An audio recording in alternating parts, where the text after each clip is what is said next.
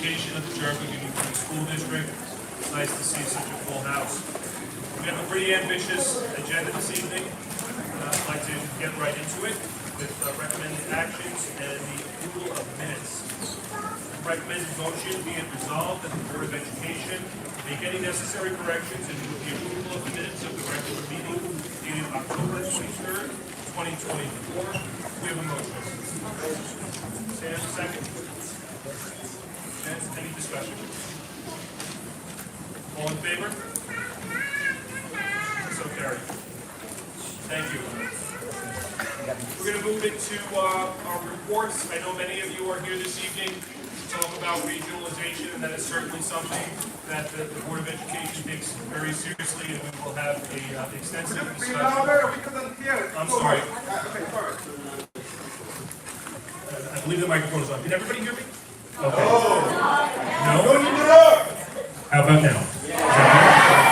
Let me raise the volume a little bit. Okay, thank you. Before we get into the actual meeting, if we could just slow that drop, thank you. Obviously, many of you are here this evening to talk about regionalization and the Board of Education's position on that. That is obviously something we're going to discuss extensively. In the interest of why we are here, we do have presentations by Cantiague students this evening, so I would like to proceed with the student presentations first, just so we can all enjoy their presentations and ensure that the students are dismissed at an appropriate time. I would kindly ask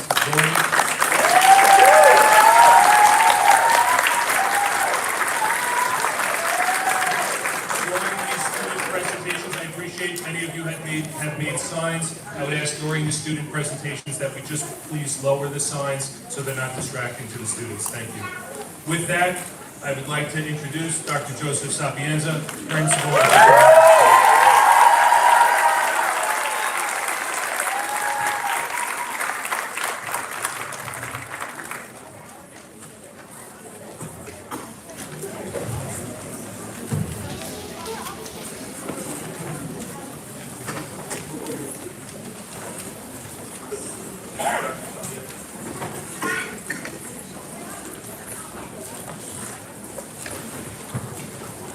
Good evening, everyone. Welcome to Cantiague Elementary School. Before we begin, I'd like to extend a thank you and welcome to our Board of Education, Central Administration, Cantiague staff, families, and most importantly, students. Our theme for this year is telling your story. Storytelling is embedded in much, if not all of the work that we do as educators. Our earliest learners' first experience in the classroom includes listening to stories. The first few from books without any words. As our students move through their primary years, they develop a voice, and with that, the ability to tell their own stories. As they grow, they develop an appreciation for other stories. In our school, students have learned from the stories of classmates across the globe, Kenya, via the Level Up Village program. Our students create and share stories that reflect their learning through a variety of different mediums, such as art, mathematics, poetry, music, and scientific prediction, to name a few. In foreign language classes, students listen to stories about different cultures and learn to tell their own stories in a variety of languages. Just today, in their physical education class, students learned the game of volleyball via stories from their former Division I collegiate athlete physical education teacher. Stories build relationships, they build trust, acceptance, inclusivity, and community. These are all tenets of the educational experience we provide at Cantiague. Please join me in welcoming some of our students who will share the ways in which storytelling has been a part of their learning this year.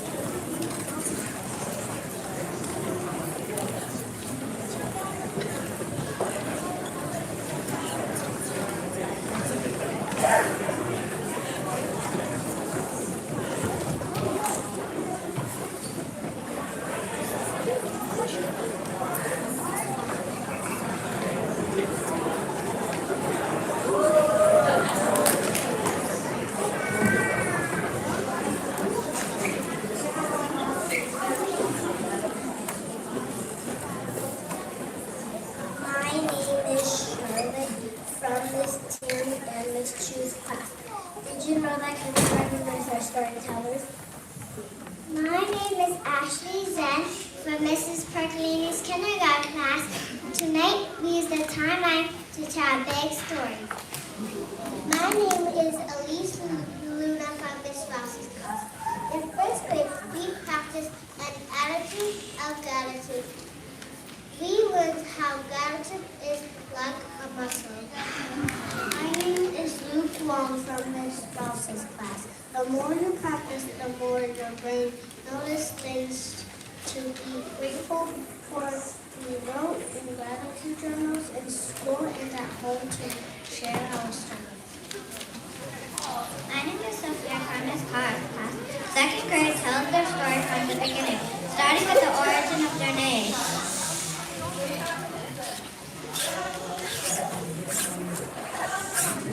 My name is John from Miss Martin's class. Second graders investigated all about names through literature.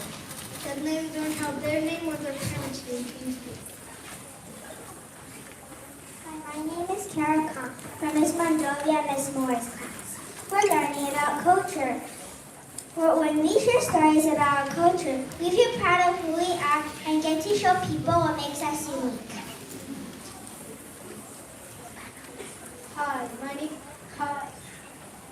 Hi, my name is Ivy Malik from Miss Wilson's class. Sharing our stories is important. Each of us has a story to tell, something special about who we are and where we come from. Good evening, I'm Brooke, and I'm from Mrs. Kupferman's 4th grade class. In 4th grade, we tell our stories during morning meeting. We love morning meeting because it builds community in our classroom and it helps us understand each other better. Each day, we share and learn how much we have in common.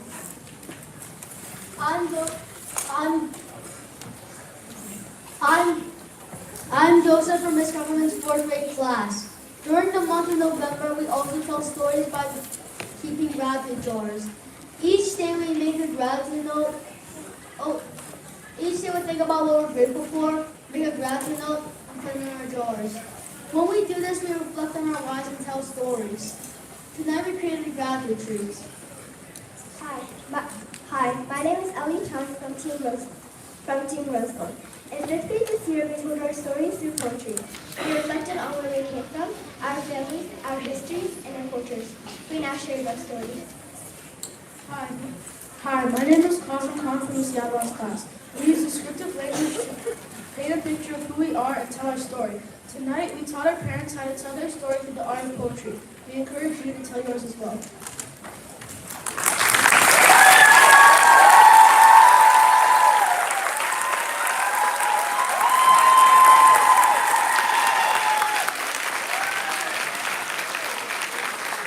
Thank you. Good evening. Firstly, I want to thank our students. I'm not sure if you've noticed, but many of them have memorized their scripts. I'm not sure if you've noticed, we have 7 copies of them.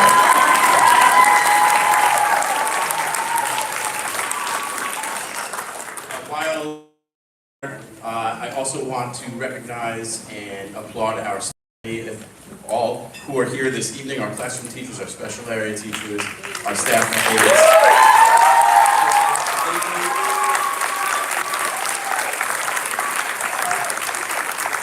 And last but not least, to our families, parents, our siblings, our administration, and our Board of Education for allowing us to do this. Thank you so much.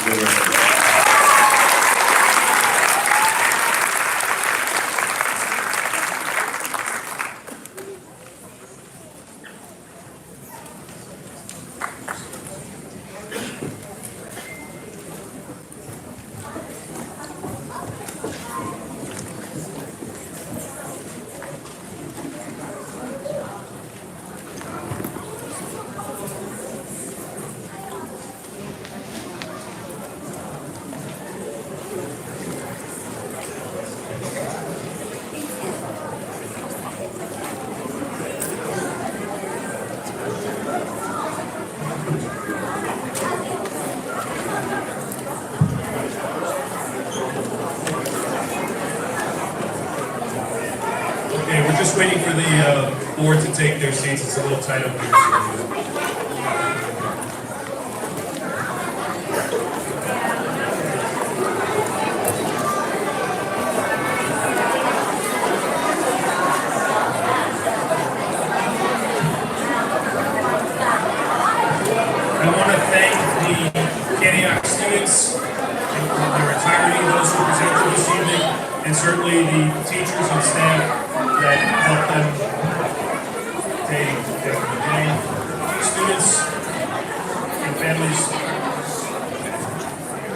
There are seats in the front for the people standing in the back. And there are seats, if people want to come down up front, families and of students who presented that don't care to stay for the remainder of the meeting, they certainly leave at this time. 20 seats down in the front, left-hand side for you. We'll just give everybody a few minutes for the crowd to shift.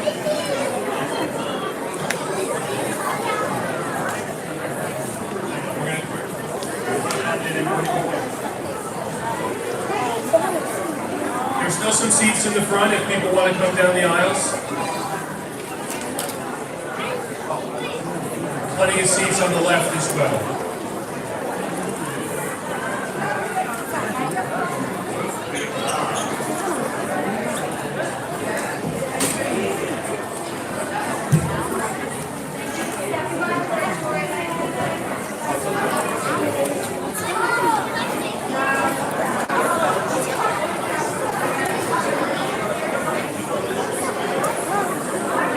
There are still seats up front and on the left.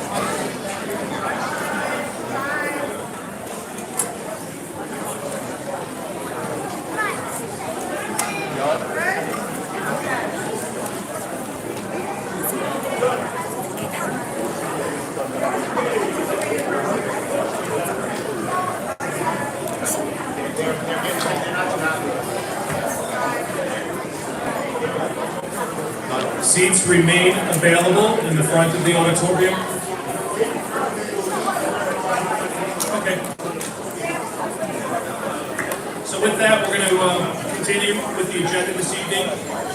Moving toward the middle school student council report, Angel Shop.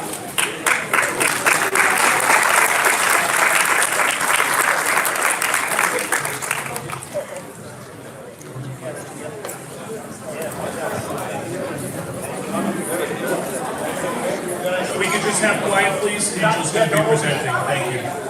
Come over here. Come over here.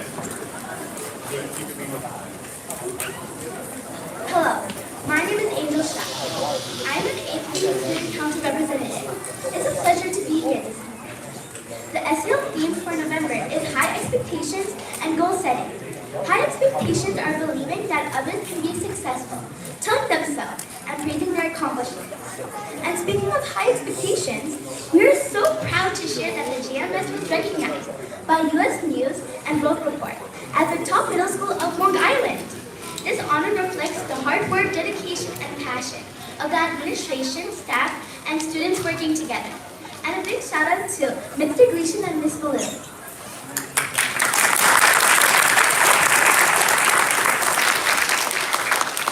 The holidays are approaching, and our hallways have been filled with sound of music. The 6th to 12th Winter Concert was last evening in the auditorium at 7 p.m. Rocked. Congratulations to all the participants. We had a big crowd.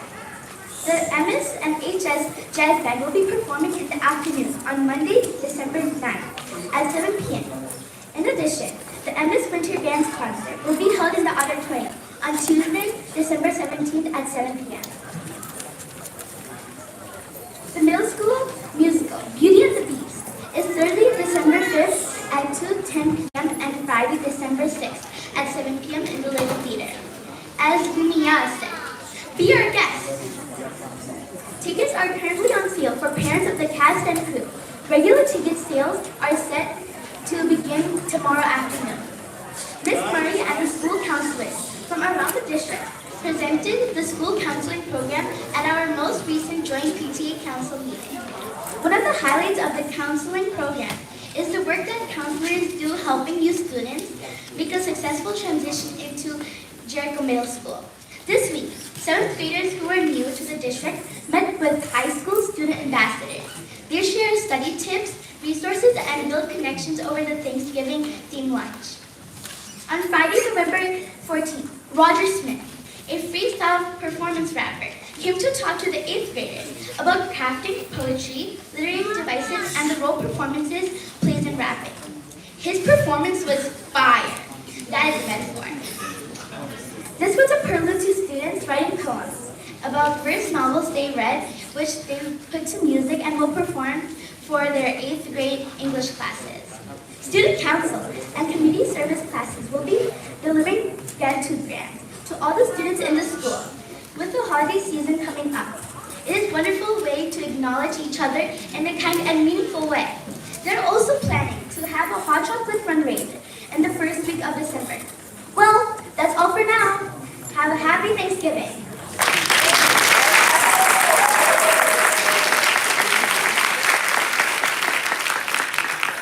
Thank you for that wonderful report, Angel. Happy Thanksgiving to you and your family. We're going to move to the report from High School Student Council, Caitlin Choi and Max Sharp.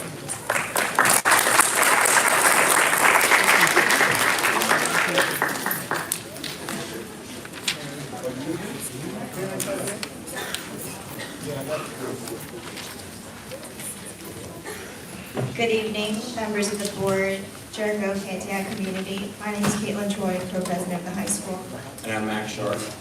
We're excited to share highlights of recent events and achievements in our school community, showcasing the incredible highlights of November. Last month, our Valentine's Club came together to pack trick-or-treat bags with only the good stuff, not like the raisins, for families and children staying at the Ronald McDonald House of Metro New York. On November 6th, students participated in the Grow New York Youth Competition in Ithaca, New York, showcasing innovative solutions to environmental issues. Manfred Lim earned first place, and the team behind Be Safe took second place, collectively winning $5,000. Congratulations to all participants for their creativity and dedication. On November 6th, Jericho held the first ever Gator Ball Students versus Faculty Tournament, and boy did we underestimate our teachers.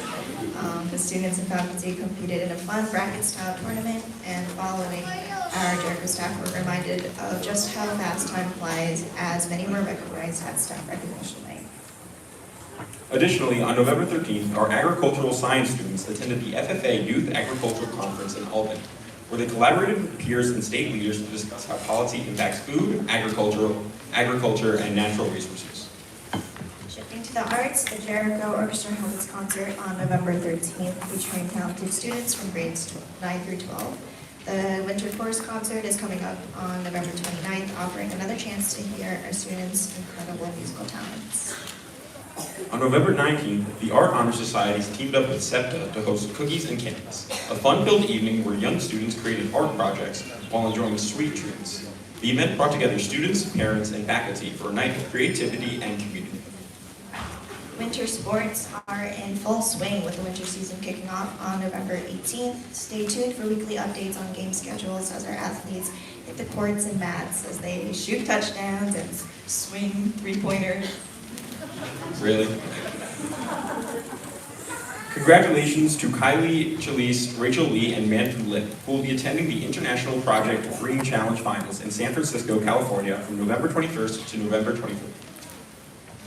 Also taking place even tonight, as well as tomorrow at 6:30, and on Saturday, our high school fall drama production, The 12th Night, a Shakespeare adaptation, is taking place. Tickets are on sale now, and make sure you go see it with your family. On December 5th, our all-state musicians will attend the New York State School Music Association Conference, where they will perform alongside the most talented students in the state. This year's selected students are LEU, Caitlin Choi, Zoya Khan, and Jay Choi. Looking ahead, the K-12 Art District Show will take place this Monday at the Jericho Public Library, celebrating the incredible talent of our artists. Lastly, some Jericho thespians attended the Stage the Change conference recently, where they participated in workshops and listened to inspiring keynote speaker Kristen Chenoweth discuss the transformative power of theater. That's all for this month. Thank you for listening.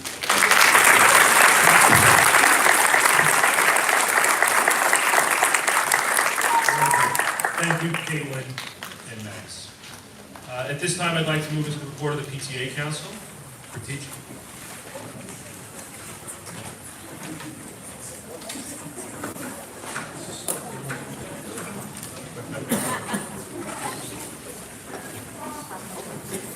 Welcome, Khadija. Thank you. Good evening, Mr. Bushman, Board of Education members, Central Administration, faculty, staff, and many community members. I am Khadija Goenka. I'm the Vice President of Jericho Joint Council PTA, and it's my pleasure to be here tonight Aileen Gingold, our president, apologizes for not being here as she is out of town. I'd also like to thank Cantiague Elementary School for hosting tonight. The Jericho Joint PTA Council has had a very busy month. At our meeting this month, we were really lucky to take part in a Canva workshop by Leanne Dunkley.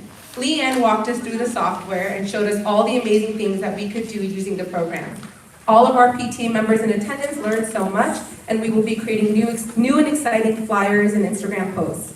We also got a sneak peek into some of the amazing things that we could do using Canva and AI technology, and how our students are already using this great technology.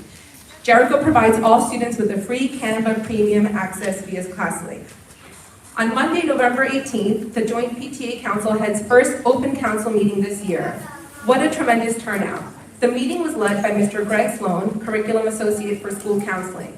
Parents were given the opportunity to hear about all of our counseling services offered to students and parents grades K through 12.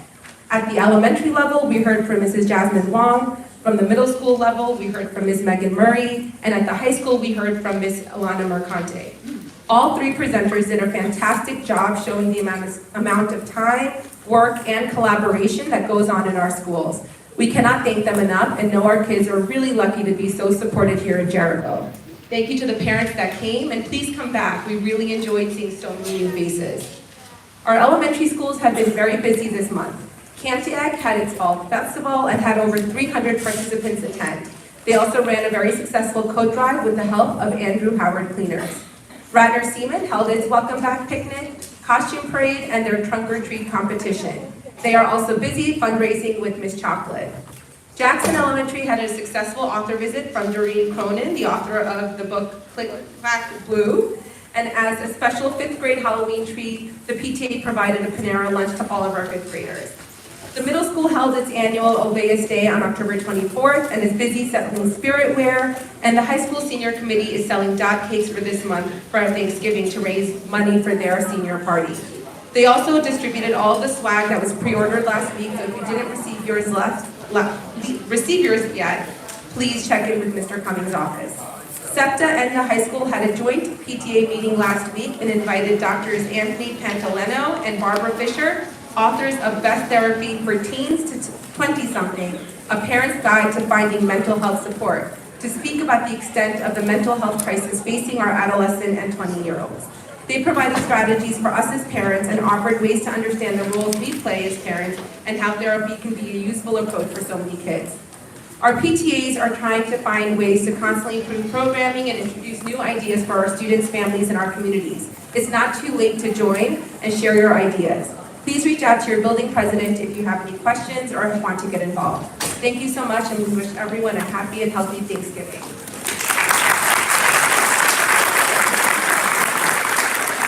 Thank you, Patricia. Happy Thanksgiving. Just for anybody who may still be in the back or those in the lobby, there are some seats up front. We want to give everybody an opportunity to sit if they so desire. We're sending people up front. Mr. Gordon, there's at least 15 seats up here that are empty. At least 15.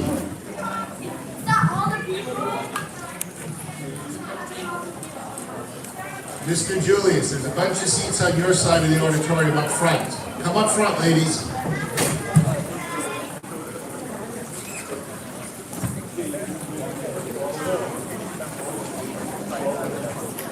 We'll just give it another minute or two.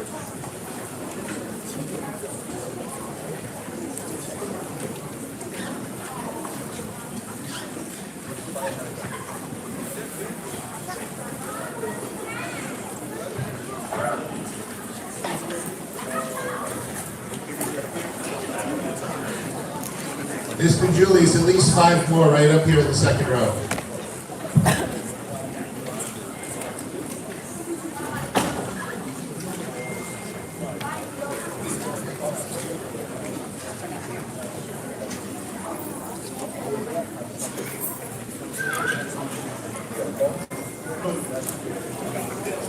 As people still trickle in, we're going to move into the regionalization conversation.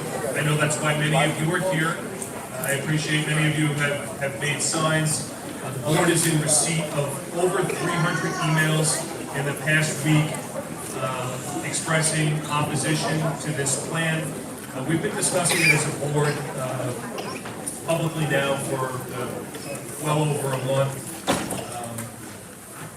In typical state fashion, the initial plan was, lacked substantive detail, which I think, only further raised alarm. But what I will say, and I speak on behalf of the board, the Jericho Board of Education absolutely opposes any attempt by the state to control who we educate. Our responsibility is to educate students who live within the Jericho Union Free School District and support our families. So that is our position. We're going to have a discussion about this. Before we get into it, Mr. Grishman asked if he could just make a brief presentation. So I will turn the floor over to Mr. Grishman. Thank you. Thank you, Chris. Before I begin, I just want to do a shout out to the wonderful students of Cantiague that did such a wonderful presentation this evening. And their staff,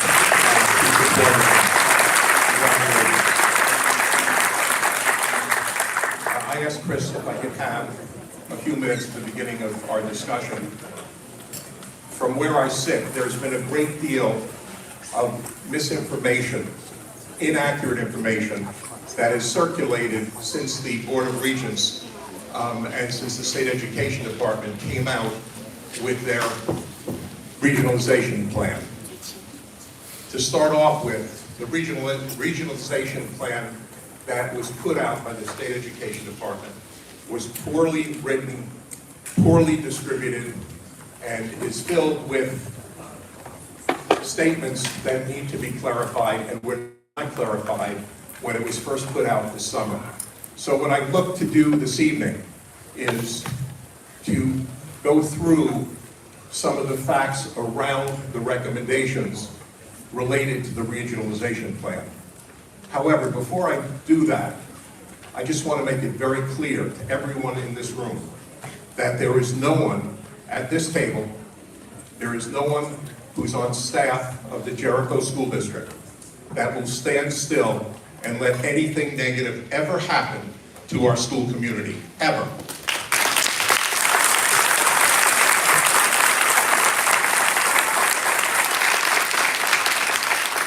We are all invested in the best school district on Long Island, the best school district in New York State, and I will argue the best school district in the nation. Because of that investment, no one, under any circumstance, is going to interfere with that. And whatever we need to do when all is said and done, if we need to march to Albany, if we need to meet with our legislators, we will ensure that the integrity of the incredible education that exists in this district will continue for the next 30, 40, 50 years. So with that, bear with me for about 5 or 10 minutes.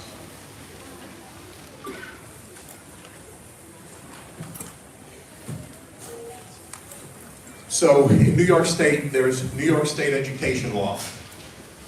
Under that is something called regulation, which comes out from different departments within the state of New York. In all cases, education law supersedes regulation. So anything that is in education law cannot be superseded by regulation. So what I'm saying is, if there's something in law, the State Education Department or any other department in the state of New York, in Albany, cannot change the law. The only way any of these laws can be changed is by the New York State Legislature. And I do not believe for a minute that any part of our Assembly or Senate would have anything to do with changing any of the ed laws. So let's start with, regionalization cannot give new authority to the BOCES superintendent. And again, there's been a lot of discussion saying that the BOCES superintendent will have powers, new powers, to come into our district and frankly mess with our district. There's an education law, 2215, that is about 70 years old. I think it's from the 1950s. It specifically outlines the roles and responsibilities of the BOCES superintendent. That law and the definition of that law has not been changed in 60 or 70 years. So what we're hearing, that the district superintendent is going to come in and change based upon his new powers, that is not the case. His powers and duties, again, are no different today than they were a year ago, 10 years ago, or 20 years ago, and they are specifically limited to what he can and can't do. Regionalization cannot force mergers. Under ed law, for two districts to combine, there are a series of votes that must take place. So for two districts to merge, for us to merge with another district, our Board of Education would have to vote to merge, the other district would have to vote to merge, the community would have to vote, community number one would have to vote to merge, community two would have to vote to merge, and then there would be another set of votes from both communities. 6 votes in order for communities to merge. That is the only way that merger can take place.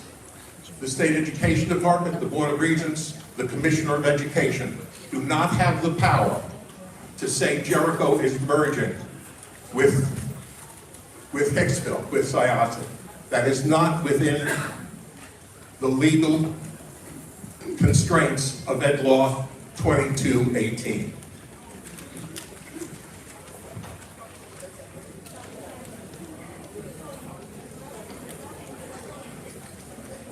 In Ed Law 1709, the roles and responsibilities of a Board of Education are clearly defined in terms of what they can and what they cannot do.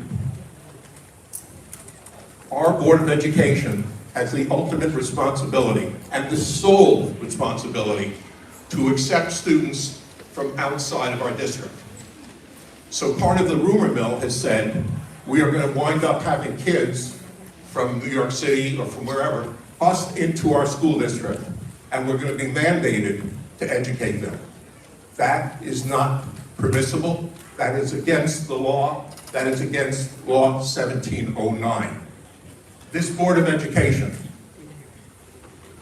who is here to support us and our kids, it is up to them as to whether any non-resident student can attend the Jericho School District.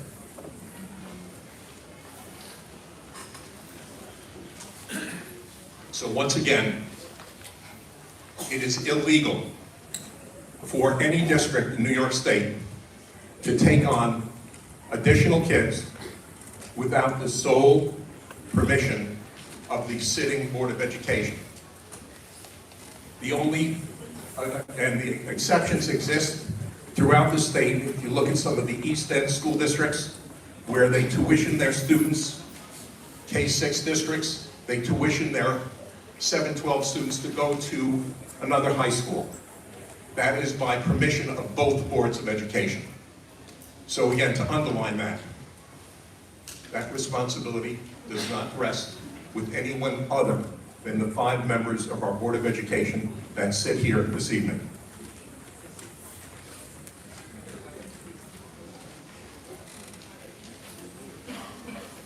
The State Education Department, hearing the reaction from school superintendents, from boards of education, from teacher groups, realizing that the material they put out was handled poorly, have put out several documents since it was distributed in September.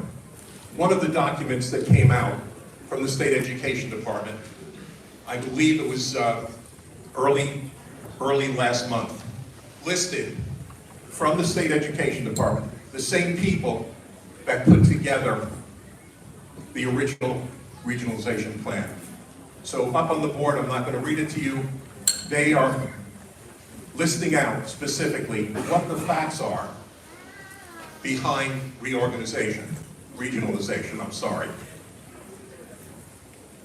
The important part is they then put out on that same document what the regionalization plan is not. So please take a look about from the State Education Department their statement of what the regionalization plan is not, and specifically to the highlighted area. It is not a way to force districts into taking any actions that's counter to the interests of that school district, and ultimately legally rests within the Board of Education. Any change that's recommended based upon this document and other documents cannot take place without the consent of our Board of Education. And I don't have to underline one more time how our Board of Education feels about our resources and our educational program. In another addition to the New York State Educational website, will this initiative eliminate or consolidate local school districts? What's highlighted, the New York State Education Department has no intention of forcing local school districts to reorganize or create regional districts operated by BOCES. Again, this is the second statement that they've made since their initial presentation of regionalization. In the same document, does my school district have to participate in the regionalization plan? Every district, and I'm sure many of you have heard this, we received a 60-some page survey. Every district, 700 and some districts in New York State, were given a 64-page document to fill out, covering soup to nuts in the school district. How many classrooms? How geographically, how large? How many buses? What's your organization structure? But again, a lengthy document. We've all been forced to fill that out, and we've all completed or are in the process of completing that document. Upon completion of this regional plan, school districts need only pursue implementation of activities that have agreed and consented by their local boards of education. Again, one more time, where the State Education Department realizes that they need to clarify their original document. On November 6th, there was a posting on the New York State Education Department website. Again, the state has received feedback to please, State Ed, please clarify for the school districts in New York State one more time, please clarify one more time your intention. And in that, you can read what was released on November the 6th.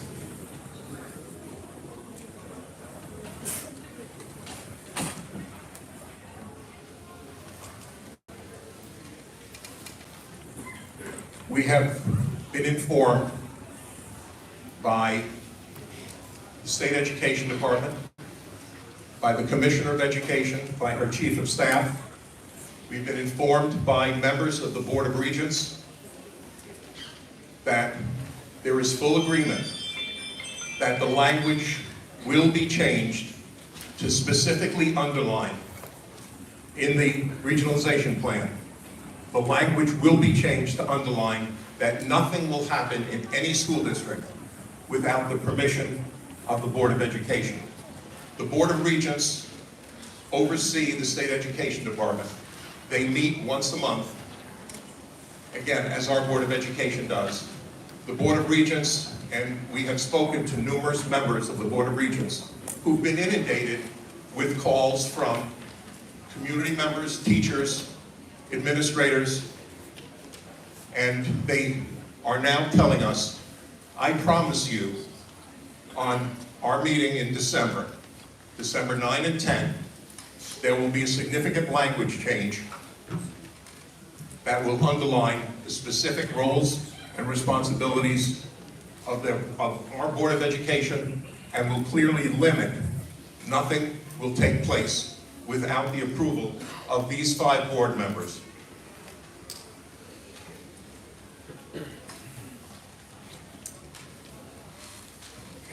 The Board of Education earlier this week wrote a letter stating their position. The letter went to Betty Rosa, who is the Commissioner of Education. It went to David Frank, an Assistant Commissioner and basically the Chief of Staff at the State Education Department. And it went to Lester Young, who is the President of the Board of Regents, Chancellor of the Board of Regents. Basically, the letter outlined the strong feelings of our Board of Education that they will let nothing happen to our school district. They will not support anything that will happen to our school district that will dilute the outstanding program that we have in place.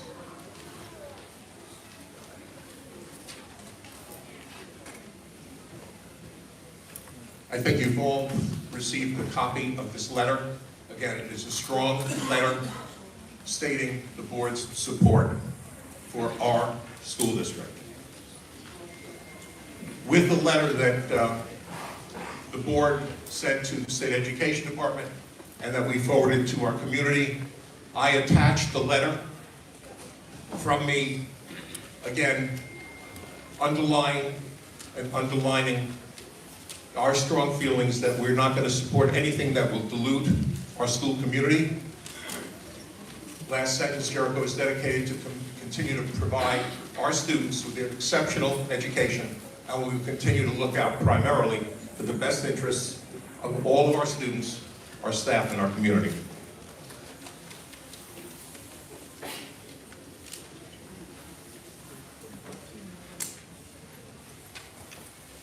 So basically, what I'm sharing with you this evening is, I have full faith that we will see a change that will clarify on December the 9th or December the 10th that anything in the regionalization plan, anything and everything will be under the control of our Board of Education. We've been promised that that will take place on December 9th and December 10th. I believe in the people that I've spoken to personally and the people I know personally, and the state organizations. This conversation is taking place amongst the New York State Council of School Superintendents, the New York State Association of School Business Officials, the New York State United Teachers. I believe that the pressure is strong enough that I'm confident we will see this change on December 9 and 10, just a few weeks away. I tell you, from my point of view, if we do not see this in fact, in writing, and passed by the Board of Regents on December the 9th or December the 10th, I will lead the parade of every parent and every teacher in this district to go to Albany to ensure that that language takes place if we don't see it in place by December 10th.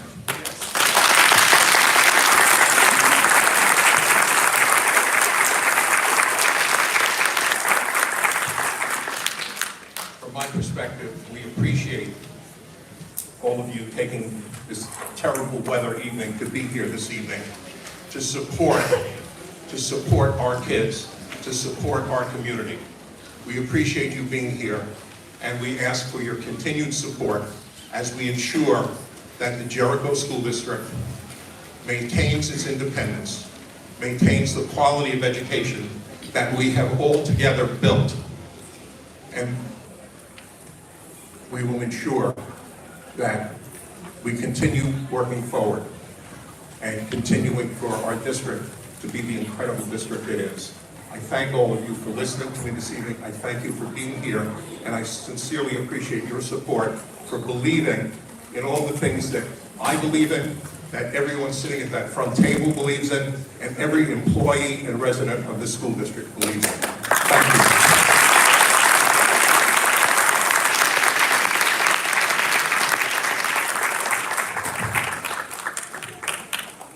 Thank you, Hank, for the update on regionalization. Obviously, we respect where you're coming from. You've had a long tenure in education in New York State. And I do believe that the state is walking this back. We've seen intimations from them that they realize that they really stepped off on the wrong foot. My own personal opinion is that this plan was poorly conceived and even more poorly communicated. But again, that's unfortunately, par for the course for New York State in many instances. I think the overwhelming theme here is that we absolutely hear the opposition to this from our community. The board is opposed to it, and to Hank's point, it is our duty to preserve the integrity and authority of Jericho schools to provide the best education for Jericho students. Under no circumstances will we entertain being compelled by New York State to do anything other than that. So that is what's most important. With that, I certainly want to open it up for discussion amongst board members and public comment. I want to say thank you for everyone coming out tonight. I do think that regionalization conversation that's been happening in the past month and a half or so has been a very concerning conversation, and Hank, I am happy to hear that you will be leading the march to Albany. We will be coming with you for sure.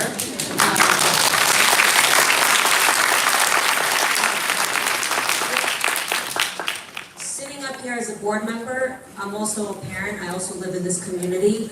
I would not want to see anything happen to our school district, our children's education, our taxpayer money.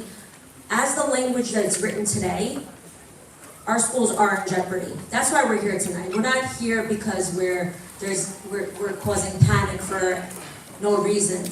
As the language that's written today, we are in jeopardy. Okay? We're not going to back down. Hopefully, as Hank said, he has some kind of information, maybe that we don't, that December 9th there might be some kind of change. We don't have that information. We're going to continue to fight. Okay, we're not going to back down.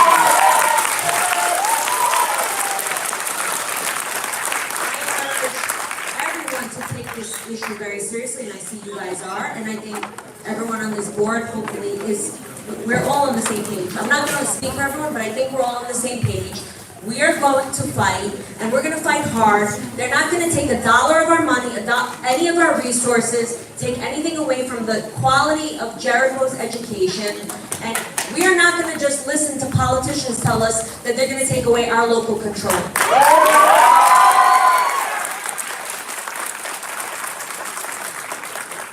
But once again, as the language is written today, it's very clear that Board of Education is not mentioned at all in any of the language.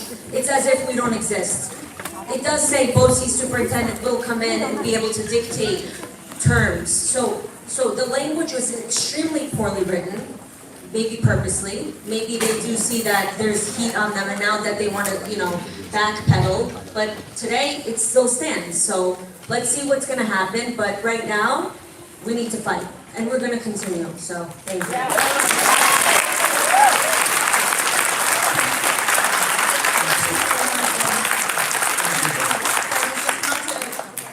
To beat a dead horse here and repeat everything that's already been said, but obviously I am in full agreement with everything that's been said. But one other way to make your voice heard, if you've not already, would be to send an email to regionalization@nysid.gov. It's still be open. The public comment period is still open through Monday.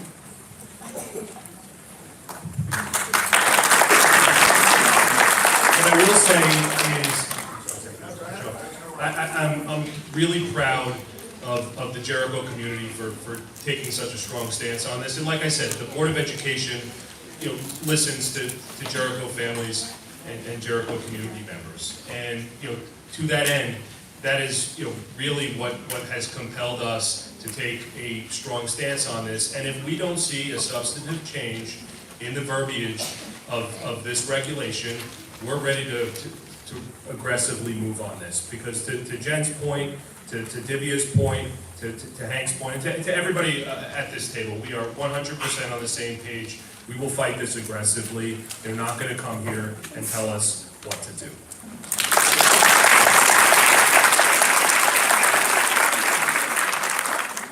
I just want to start off by thanking all of you in this room and all the people who couldn't get into this room tonight because of the crowd.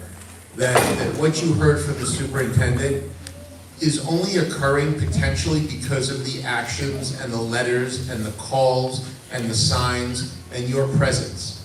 Because it is no doubt in my mind that the way the regulation was written was the way it was intended to be written. Remember, this was approved by the Board of Regents. This is the same Board of Regents that's trying to get rid of as many Regents exams and dumb down the New York State education system. This is the same Board of Regents that tried to jam mixed competition down our throat 3 months ago until, protests from athletic directors and superintendents and parents said, don't do this. So I in no way believe, and I agree with most of you here, that this was written the way it was intended to be enforced. That is why when the superintendent talks about New York State law, he is correct. However, the fact of the matter is, New York State legislatures would have to take action to enforce that the regionalization plan regulation wasn't enforced. And that's why this morning you saw me and a bunch of other board members at a press conference with state senators here in New York protesting with Bruce Blakeman, the supervisor for Nassau County, not to go forward with this because they don't have confidence that the legislature will take the necessary action to stop this from going forward. Sorry about the feedback.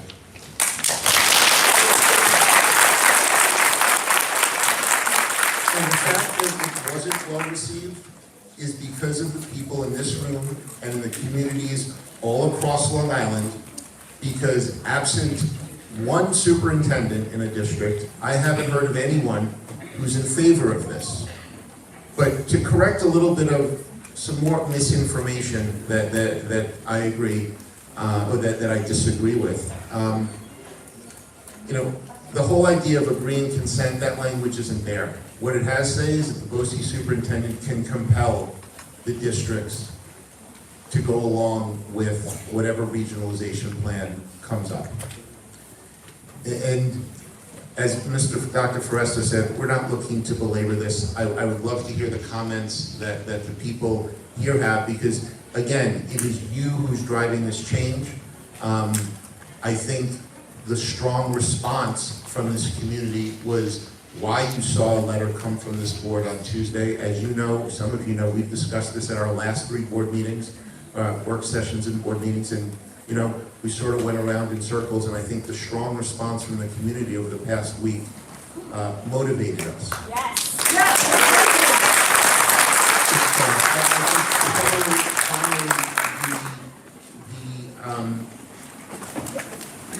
The fallback position, and I know some of you have asked me about it. I know some of you have known about it. There is, marches are great. I don't think marching on any capitals is really something that Americans should be doing anytime soon, sort of a bad taste from a few years ago. But there are legal provisions. There are legal provisions that members of this board are investigating, are speaking to others about. There are districts that are pursuing or looking to pursue those measures to stop this when this goes forward. And the final thing I will say, all these assurances that the superintendent has, we have seen, I as a board member have heard none of them. I don't believe we as a board have seen any of them in writing. And as recently as a week ago, we were being told, again, secondhand through the superintendent, that the Board of Regents said that they were legally unable to change this regulation before it became permanent in January. And now somehow in the past week, the Board of Regents has figured out how to legally change this language. Because of the pressure placed on them, Sam, by the communities. So the legal really had nothing to do with it. It was, they didn't want to change it. They wanted to pass it and give us that they were going to supposedly change it after the fact. And if I could just finish, Mr. Superintendent, everybody listened. I've been going for 3 minutes. I think you went for much longer. I think the other part here that we need to focus on is, and the superintendent can speak about this very, very wisely, one of the key parts, or one of the key levers the state has is funding. Jericho is a very wealthy district in terms of what our community provides us in terms of resources, but we do get some money from the state. We get it in the form of foundation aid. We get it in terms of, and I refer to Mr. Manuel, BOCES refunds, which, I think in the most recent year I've seen was a little bit north of $1 million. And just because someone says you can opt out, just because someone says it's optional, it doesn't become optional when they say, oh, New York State is providing foundation aid to those districts that participate in our regionalization plan. BOCES is providing BOCES funding to those districts that participate in their regionalization plan. And just so we can put some numbers on this, right now in Nassau County, the BOCES superintendent, who provides a lot of meaningful services to our district, he would be overseeing 56 school districts, educating 200,000 students. He will not know what Jericho needs. He will not know what you, the parents of Jericho, want. He will not know in detail what your children, the students of Jericho, have accomplished.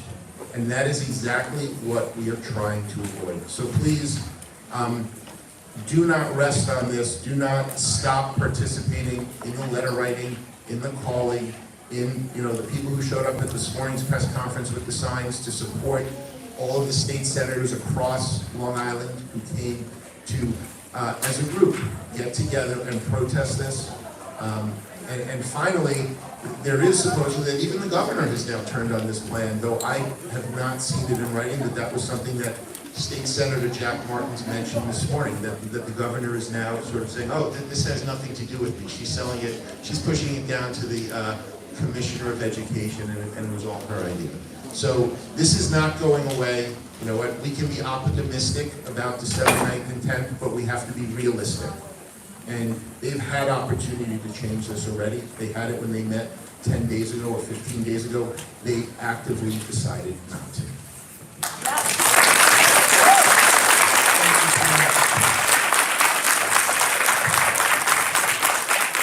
I'm glad that Sam talked about foundation aid. From my perspective, the greater threat that exists is what is going to happen to foundation aid. Our community needs to pay attention to foundation aid. Firstly, the structure. The governor has absolutely no legal connection to the Board of Regents or the Commissioner of Education. The governor has outwardly said there is a problem with funding for New York State schools in the coming year. Schools are funded based upon their enrollment, and there's something in place called safe harmless. So a school district that had 5,000 kids 10 years ago, has 4,000 kids today, is still receiving funding at the 5,000 kid level. The governor has said the state can no longer afford safe harmless. She turned over what will be her recommendation for state aid for the coming years to the Rockefeller Institute. I fully expect that the Rockefeller Institute is going to greatly slash the state aid that all districts receive in the form of state aid. Again, that becomes a recommendation from the governor's office. The place where we need to organize is with our Democratic and Republican Assembly people and state senators, because they have the final say in the funding of school districts. So in terms of how we see this playing out, we see districts getting significant cuts in state aid in the coming year, having nothing to do with regionalization. There's no discussion about funding of regionalization. There's no monetary connection at this point to regionalization. I fully expect that we're going to see that recommendation from the governor being significantly reduced, and that is when we need to contact our local assembly people, our local state senators, and say, please do not harm our districts. Make sure that the funding levels that we have had in the past will stay in place. And that will be another time where we need our community to put pressure on our state legislature to continue to make us whole financially. Thank you, Hank. In closing on this topic, and listen, we're going to be talking about this for some time more. I think the take-home message is, number one, thank you for being here. Thank you for being an active part of our community. The board has heard you loud and clear. I urge you to continue to inundate state ed, politicians, the governor's office, even though she's actively trying to distance herself from this right now, with your voice of opposition. I can only hope that the state does what they say they're going to do and walk this back on December 9th, December 10th. If for some reason they do not, we are ready to aggressively pursue other remedies to ensure that we maintain the integrity, quality, and autonomy of Jericho education. So thank you.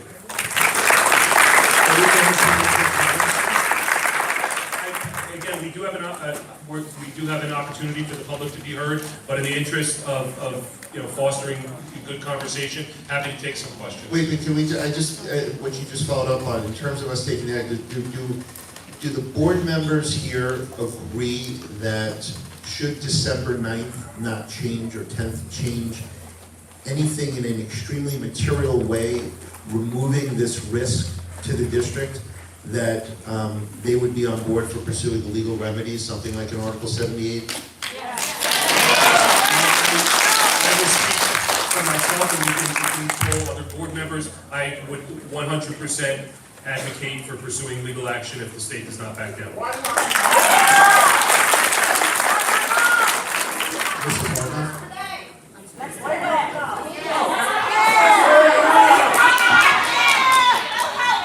I'm sorry, I don't hear you guys.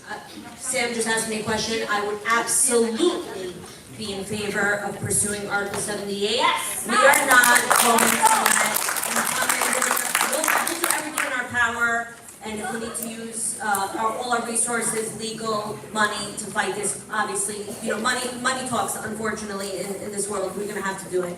Because Yes. if anyone wants to speak, please, approach the microphone and, You're not really supposed to poll the board, but if they don't change things on December 9th and 10th, I'm in favor of pursuing a lawsuit. Excuse me, I'm speaking. However, we have a fiduciary duty to this district, and we would have to expend district money to start this lawsuit, and we don't know that it's needed until they don't make a change. If they make a change,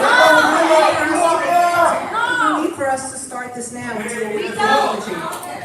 Guys, just, ladies and gentlemen, just let people talk, and then we're going to let the community talk, but let Mrs. Citron and Dr. Balachandra finish. Just wait one second. One thing I would request is just let's be civil and maintain order here. When somebody's speaking, we'll wait for them to finish speaking, and then the next person will speak. Can I ask a question?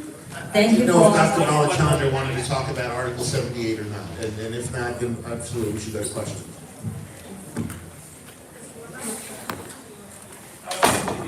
Right for this, it'd be easier to pass it around. Yeah, can I ask a question now? Yeah, my first question is that why December 9th or 10th? Because of the deadline written in the regulation is December 2nd, right? And on December 2nd, they will force this regulation through. Why December 9th or 10th? So why not now or a few days later before December 2nd, before they force through? So with all due respect, I am not an attorney, I'm a physician. We are seeking legal opinions on this. Yes. I, for one, and again, I don't want to misspeak, I don't know if an Article 78 is even appropriate at this time, but we are looking into that. And again, I really don't want to mince my words here. We want to aggressively pursue this. We are not going to let anything happen here. And if that means applying the full force of the law, vis-a-vis lawsuits, we will absolutely do that. If we have to join other districts in doing so, we will absolutely do that. We are not going to let the state come in here and dictate how we run our schools. Jericho schools are for Jericho kids, and that's the way it's going to stay. And let's just I just want to clarify, because, again, I'm not a lawyer, I'm just really smart. But what I will say is, right now, even if nothing were to change, the law is not scheduled to become permanent until January 29th. And The deadline is January, not December 2nd, correct? no, absolutely not. There's a couple different deadlines. The only December date of any significance is the superintendent telling us that he has heard through his numerous contacts in the Department of, or whatever it is, of Education, saying that, the Board of Regents are going to amend this regulation on December 9th and 10th. I know the December 2nd date that you're referring to. Yes. There is nothing specific about that date. But what I will tell you from lawyers, right now, today, the school district could not file an Article 78 lawsuit or complaint or whatever it is. Right now, and I defer to Mr. Goodstaff, our lawyer down there.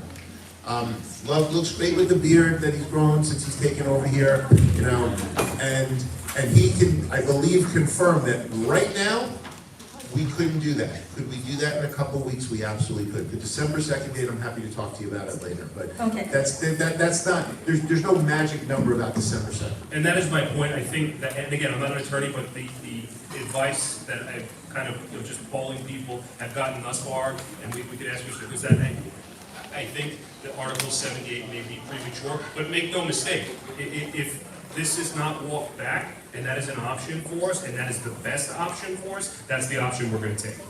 Thank you. If after they pass through this regulation, do we still have the opportunity to file a lawsuit against this regulation? Yes. Do we? Yes. Another question.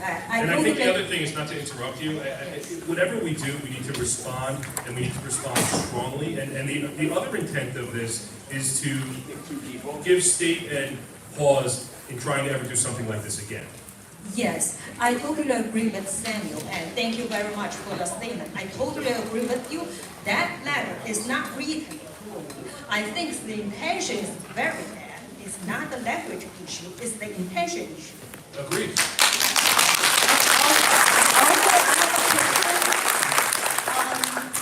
You guys read the letter to the Board of Election that is like a praise that you totally recognize their commitment to our students, but it's all the praise word to the NY Education Department. But actually, I want to know that what is our next action.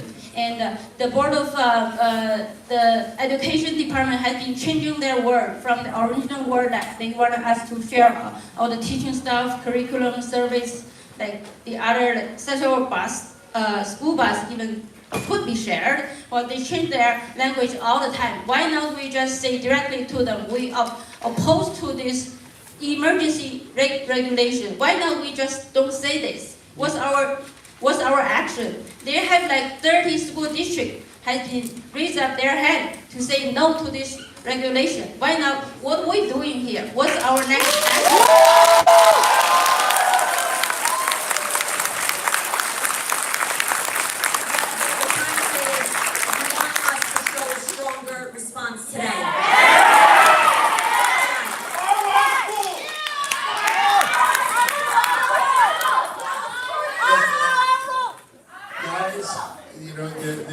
There are different responses, and as I mentioned to you, Mrs. Vartnoff and I were at the announcement of the Our Schools, Our Rules with Senator Martin and Assemblyman Krantz. We were at the press conference today with our senators.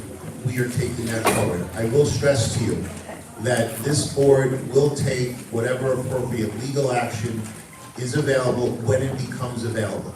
And again, I would love for Mr. Goodstaff to explain it in a little bit more detail, but right now, it's my understanding that we cannot initiate that lawsuit today. December, a different story, and certainly would look to do that before anything became permanent. Correct. Second of all, as the superintendent said, or someone said, getting rid of this in its entirety is really what we need, because there are always hammers or carrots, sticks or carrots, that state ed can use to try to coerce districts into doing something like this. And that is one of the secondary fears that we have, and the superintendent talked about that. But I think you have to deal with the problems as they present themselves. And I think if you saw this morning's press conference, you saw unanimity amongst the senators here on Long Island that they recognize this. Long Island sends boatloads of money to Albany, more than we get back. They recognize that Long Island school districts are one of the primary reasons why people move here, one of the primary drivers of our economy and the whole area, and the state needs that. And they have successfully, over the last however many years, the superintendent, been able to fight that and to fight for us, and hopefully they will continue to do that. There are some that might back off of that fight or not see the fight the same way that I do or you do, but you know what? That's something, there's going to be differences of opinion. But absolutely, I think, I don't want to say any more about that.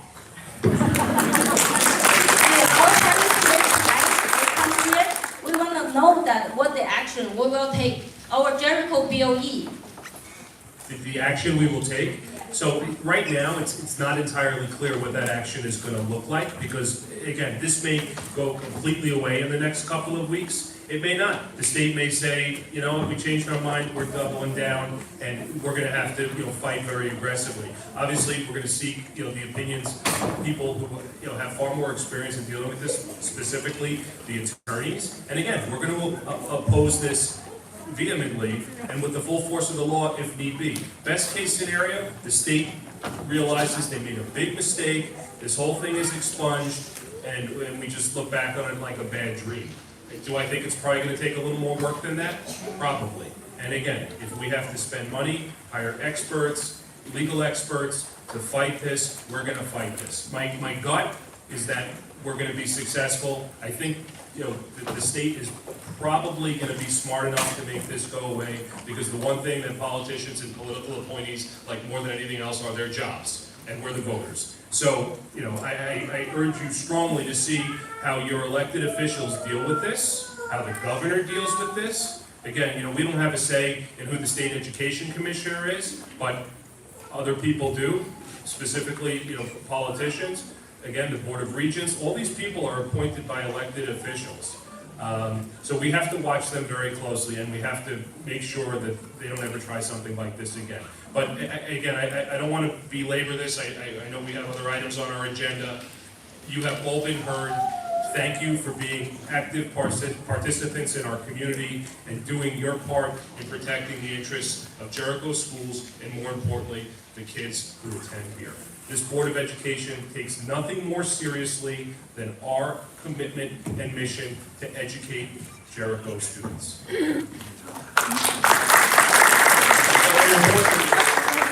People are going to get a very public comment. Yeah, that's fine. I might as well do it now. If it's okay, we'll take this as the last question for now. Then we'll move into the superintendent's report, and then an opportunity for public to be heard. If you'd like to come down and make a statement, we'd love to hear from you. Thank you for the informative section earlier today to kind of explain the regulations and the law. But I think a meeting is not productive without an action item. That's why the parents are asking what is the next step. And a lot of these things are happening because there's miscommunication, misinformation. And we talk about all these action items needs to be a mutual agreement with the Board of Education. And we, voted for you guys, and we fully trusted you guys are going to vote in our favor. But we do need transparency. We do need communications. So that's why we want to know what is the next action item, what's our plan, and also you guys are filling out the survey, right? Is there transparency? Back into the PowerPoint slide, it mentions that the state will be able to implement anything that's agreed upon by both mutual party. So how can we ensure what we, the Board of Education, eventually agree upon, it's in favor of the Jericho School District and making sure that we're all on the same page? skip it. No, go ahead. Just a couple of things. So Hank's presentation, I think, was spot on. A couple of the slides that he used were slides that were provided from New York State. The one thing I will say, and again, I don't have any reason to not believe what is on those slides, but again, until it appears in the letter of the law or the letter of the regulation, those are just bullet points. So again, Hank has received assurances from, respected, friends and colleagues of his, who indicate that they're going to walk this back, and I do believe they will, but until we see substantive change or this whole thing is expunged, we just don't know.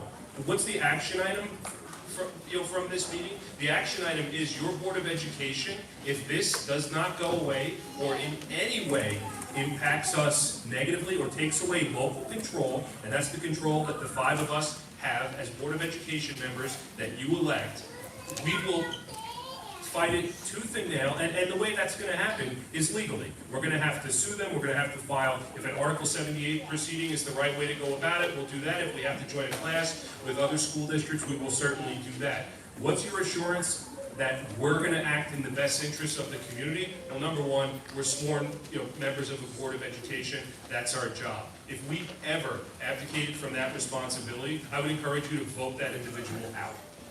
Because our only responsibility here is to do what's best for the kids and for the residents of Jericho. And to take care of the faculty and the staff and do all those other things and make sure that we have a proper budget and maintain our finances appropriately. But our first responsibility is to the kids of this district. And that's, I feel very strongly about that. So if we ever wavered from that, there would be a major concern. So next step for us, and I would hope we'd all agree on this, is that if there was any issue whatsoever with respect to them walking this back or getting rid of it, we immediately go legal and we go aggressive. Thank you. We can't promise what the action is because we have to pursue it with our attorneys and find out the best way to go, but we've all committed to doing what needs to be done to make sure our district is protected. With that, I'd like to move on the agenda. If people have further comments, feel free to address us during the opportunity for the public to be heard. At this time, I'd like to move to the superintendent's report, Mr. Richmond. Thank you, Chris.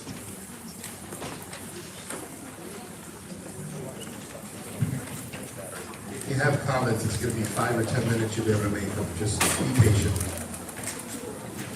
We want everybody to be heard. Just give us a few minutes just so we can get through the agenda. Thank you. Our enrollment report, based our enrollment on November the 15th. Our district-wide enrollment on November the 15th was 3,308 students.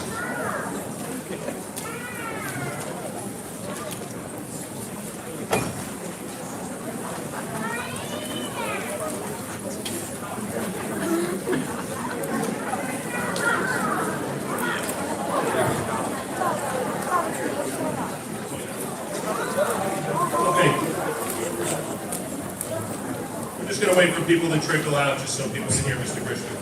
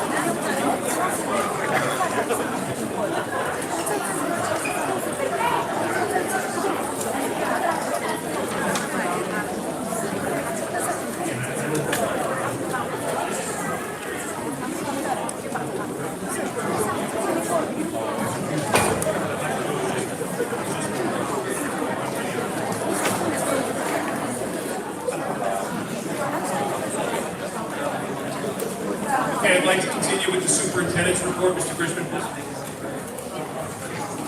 So, at each of our meetings, appreciate the opportunity we have to hear from our middle school and high school student leaders as they complement all the positive activity of our students over the last several weeks. We're in the midst of our high school drama, which is starting this evening. Last evening there were musical presentation, middle school and high school, and again the talents and skills of our students above and beyond the traditional academic area.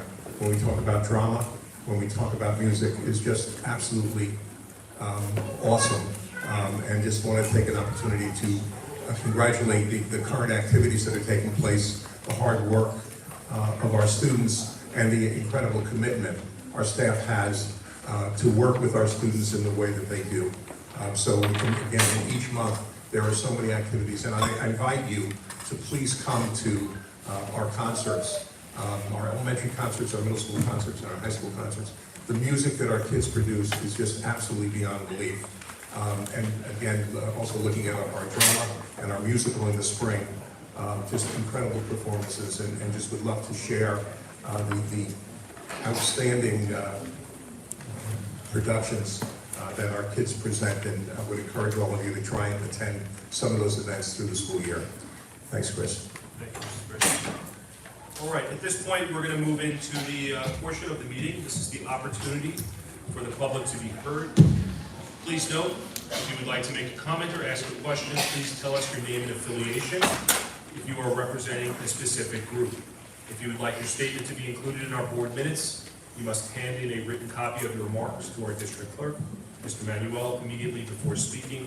As always, public discussion on matters relating to staff and students at which their reputation, privacy, or right to due process, or those of others, would in some way be violated, is prohibited. At this time, I'd like to open the microphone for the public. Please step down if you'd like to speak. If we email the question, you still want to ask here, or you guys are going to read it out? No, you think, no, we're not going to do that. You can come down and ask. Please do so. Thank you.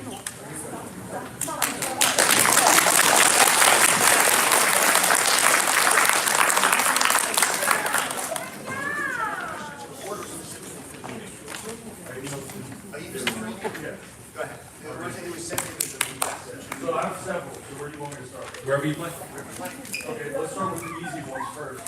The Facebook page that's locked down for, I guess, posting right now, The PTA page. PTA page. I know, I understand why it was locked down, but what's the plan for that to get opened up so we can be involved? I don't believe that's under the purview of the board. I don't know, but I do know from what you sent us that Mrs. Citron is one of the administrators, so she'd be the only one up here who might be able to answer that question. I can answer the question. The school has their own PTA page now. We're not using it as a general. PTA council has an Instagram, they have uploaded right now, so there's Facebook, each school has their own. So the PTA page that was if it's shut down, could we remove it? I got it. It's done. You can edit it. Technically, that was what we could provide for remote, there wasn't a way to. So you can delete the page. Yeah, I'm pretty well versed with the page, so either remove it or like. It's not open, it's not open. It doesn't matter, it's still up, so I'm asking, either open it for the community to be able to participate, or remove the page. We'll take that under advisement. We don't control the PTA Facebook page or any other. It's not the administrators, because I started it. So simple, you have a board member as an admin of the page. I have nothing to do with the page anymore. I started the But page, you're an but admin I of the turned it page. over to the PTA, so I'm not, it's But not. are you an admin of the page? I am, because I started the Okay. page when I was PTA council. I'm assuming if I started a Jericho page, But I turned you it guys over would to the take offense PTA. with that and have a problem with it representing the district. So if you're gonna have a page, let the community participate, otherwise shut it down.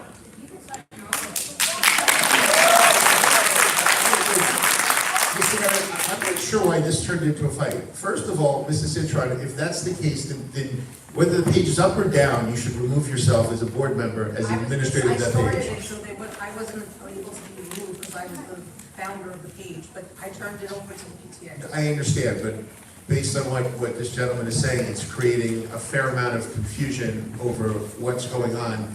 And I think from a legal standpoint, with you, and I defer to Mr. Goodstep, with you as the administrator of that page, it could be conceived as representing district business.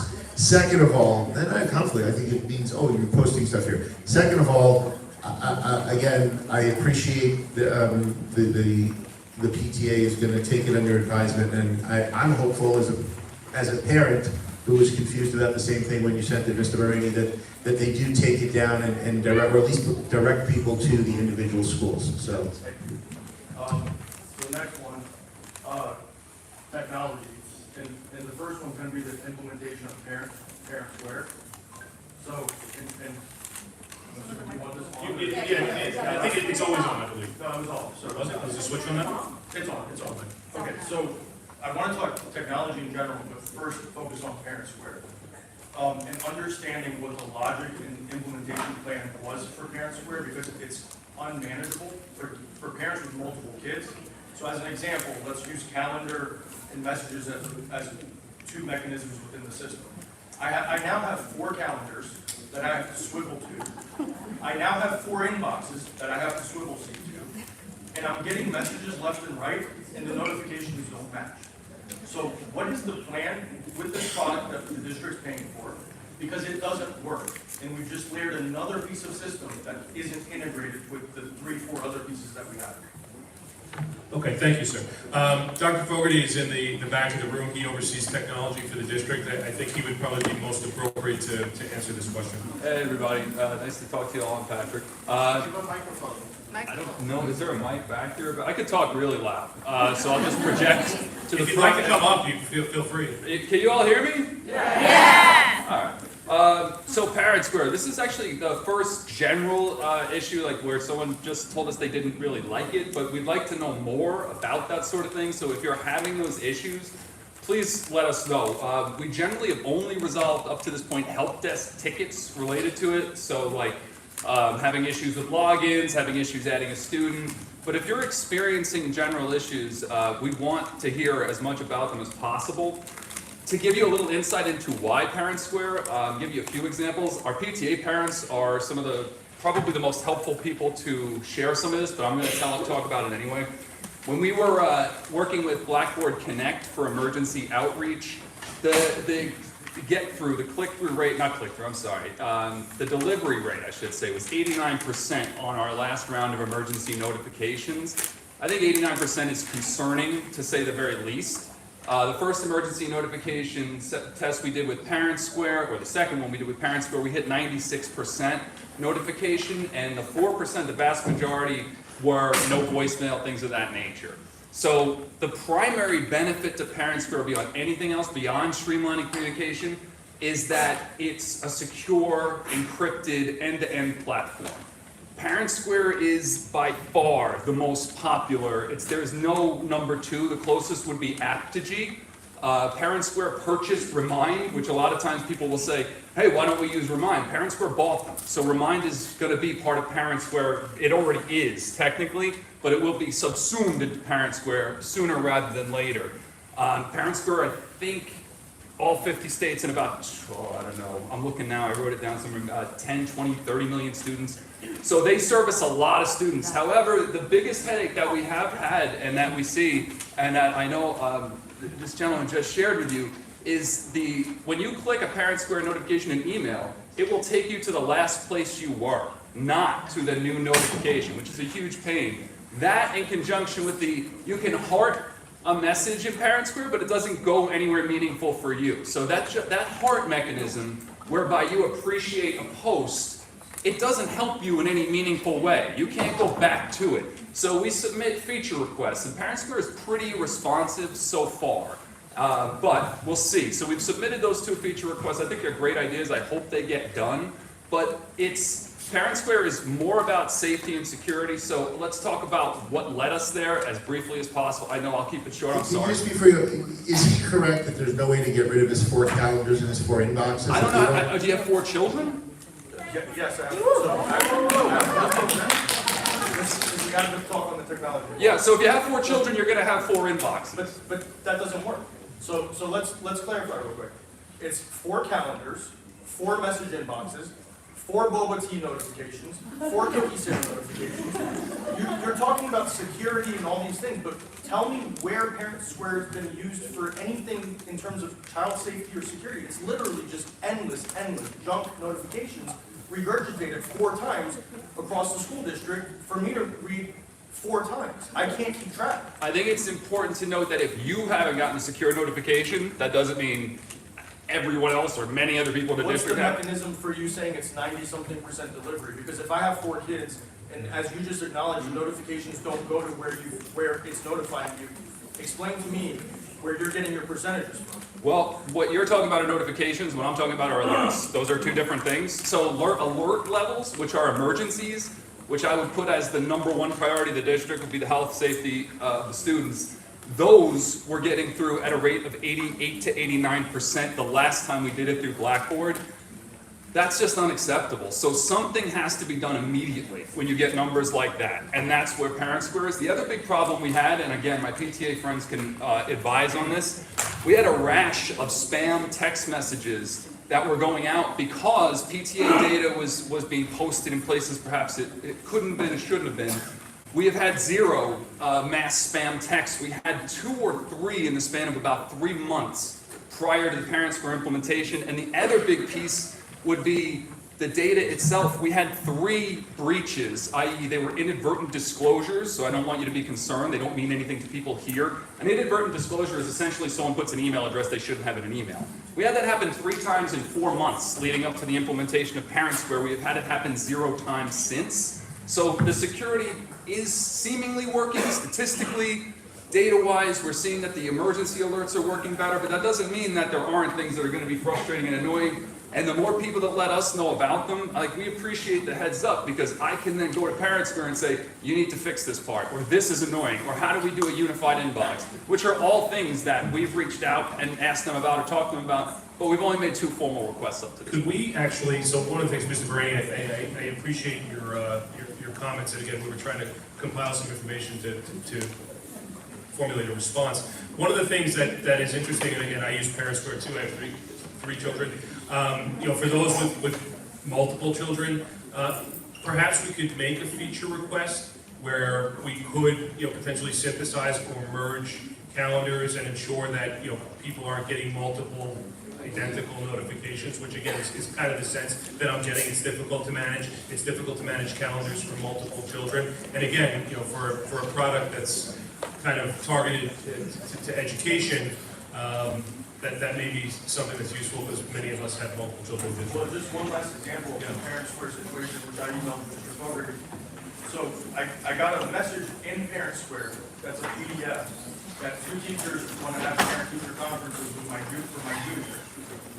That PDF said to email someone at the school to acknowledge that I received the PDF for the appointment. They could have just sent me a calendar invite, and I would have hit yes or no. Let's improve on it. Let's make that feature request. No, I totally hear where you're coming from. So, thank you. The last piece, sorry, I have 2 more pieces. Yeah, technology piece real quick, just to wrap this up. Canvas and Power School. The lack of integration, right, the functionality. Canvas is broken in terms of calendars, like when you swivel between kids, one kid's calendar will load. If you switch to a different kid, that calendar won't load, so you can't see their calendar. You have to go check off calendars on the right side, and good luck with that, because that's a massive puzzle for you to understand with 4 kids, 3 kids, what class 2 and whatever, right? So it doesn't work. And then Power School, I have to email guidance counselor to get a transcript for my child. Power School has transcript capabilities. If the district can't figure out how to build the curriculum requirements in this district to show our children's transcripts, maybe somebody can help from within the community, but why aren't we using these features that they have? So let's do a deeper dive into this and we'll take a look. I totally appreciate your comments. This is all in your email, though. It is. Yeah. Happy to go deeper into. No, we've already, believe it or not, your email, we forwarded to get, cogent responses. And again, I want to have, a reasonable response for you. But I do believe, some of these things are clearly beyond our control with respect to Parent Square, functionality and what it's capable of doing. But, we're a big customer, we're a high-profile district. perhaps we can push them a little bit to get some functionality that we want. I would like just one commitment if possible from the board, at least, could we get a little bit of oversight not to add more tools until this disaster of the technology plan is figured out? We will take a good look at it. I mean, with other things coming up. I think when, not about those specific questions where we've had this, I think there's been a sort of, not a push, but sort of an acceptance that different teachers, you know, like different systems. And we haven't gone through the process of standardizing and saying, okay, this is the one thing we're gonna say. That question has been asked, and it's been met with the response that I just gave you.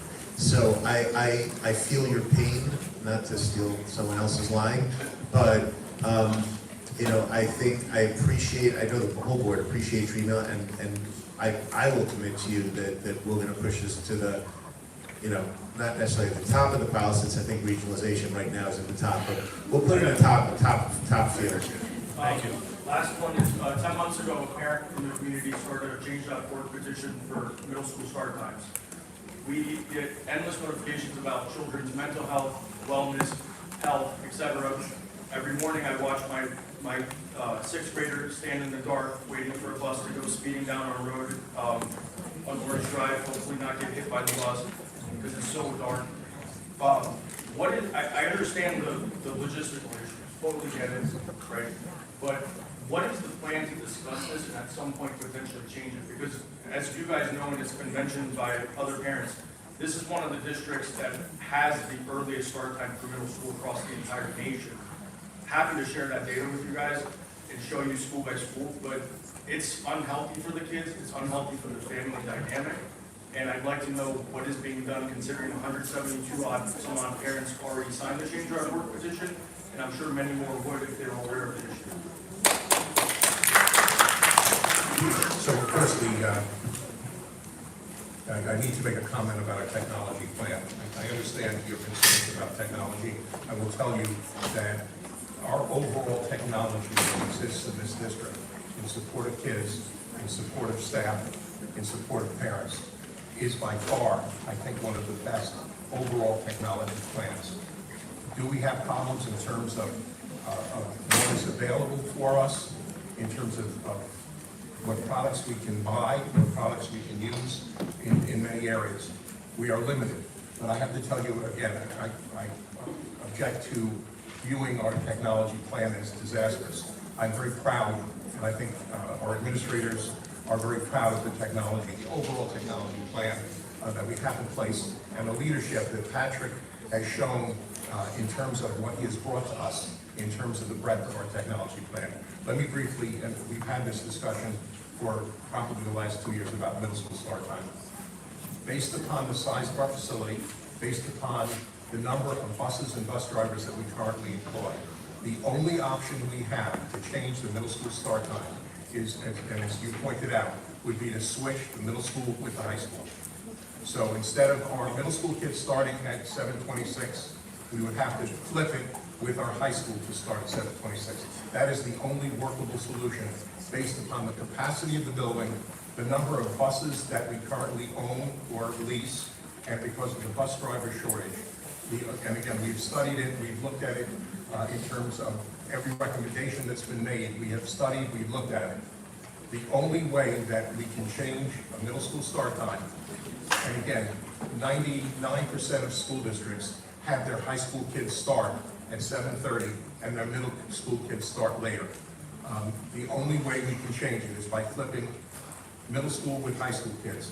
Yes, there's a ton of research out there, but if you look at the age, and again, there's research that can support just about anything, but if you look at the age, the impact of early rising on adolescents versus high school age students, the impact is far less in the way we have organized middle school start time early, high school start time later. I'm more than happy to sit down and discuss it with you at your convenience. Sorry, so thanks for the comments. Can you share the studies or whatever you say you've done with the community in terms of like how you've looked at it? For transparency, I'm just curious, because you said you've looked at it for the last 2 years, so can you share with the community? I have on numerous occasions.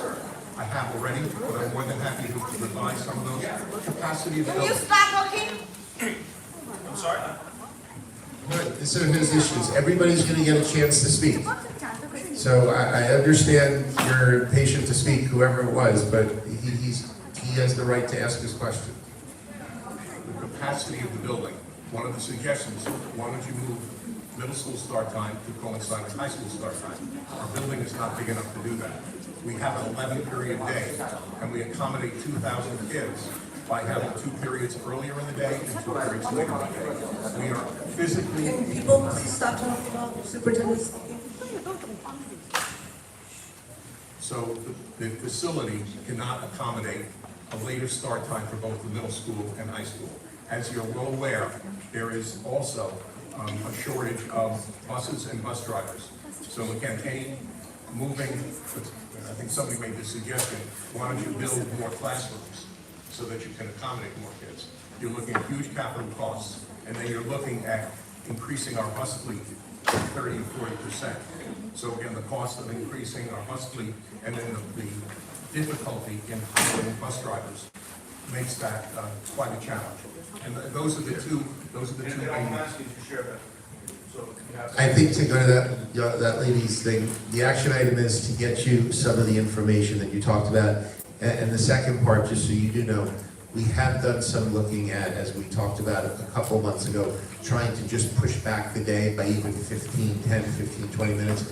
And unfortunately, that was met with several hurdles within the whole structure of the day and the structure of contracts and the structure of availability of personnel. The one thing we don't want to do, and I think everybody's unanimous on this, is decrease instructional time. So one of the things we talked about was, oh, let's let the kids just start 10 minutes later, because some parents have come to us and said even 10 minutes would be great. I have a middle schooler; he's in 8th grade. I mean, I get up early; it's not a problem for me, but for him, it's bus picks him up at 6:55. We live in West Birchwood too, and he's literally jumping out of bed at 6:51, and it's a race to get him out the front door to stand on the dark street, this time of year.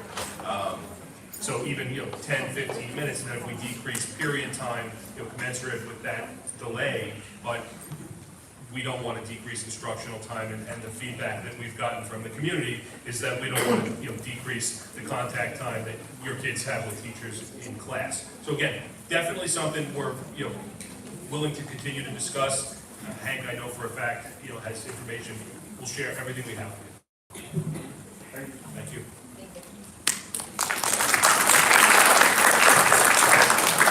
Anybody else like to approach the mic, speak? Feel free to do so at this time. Do we have any email correspondence? Do we have somebody who wants to speak?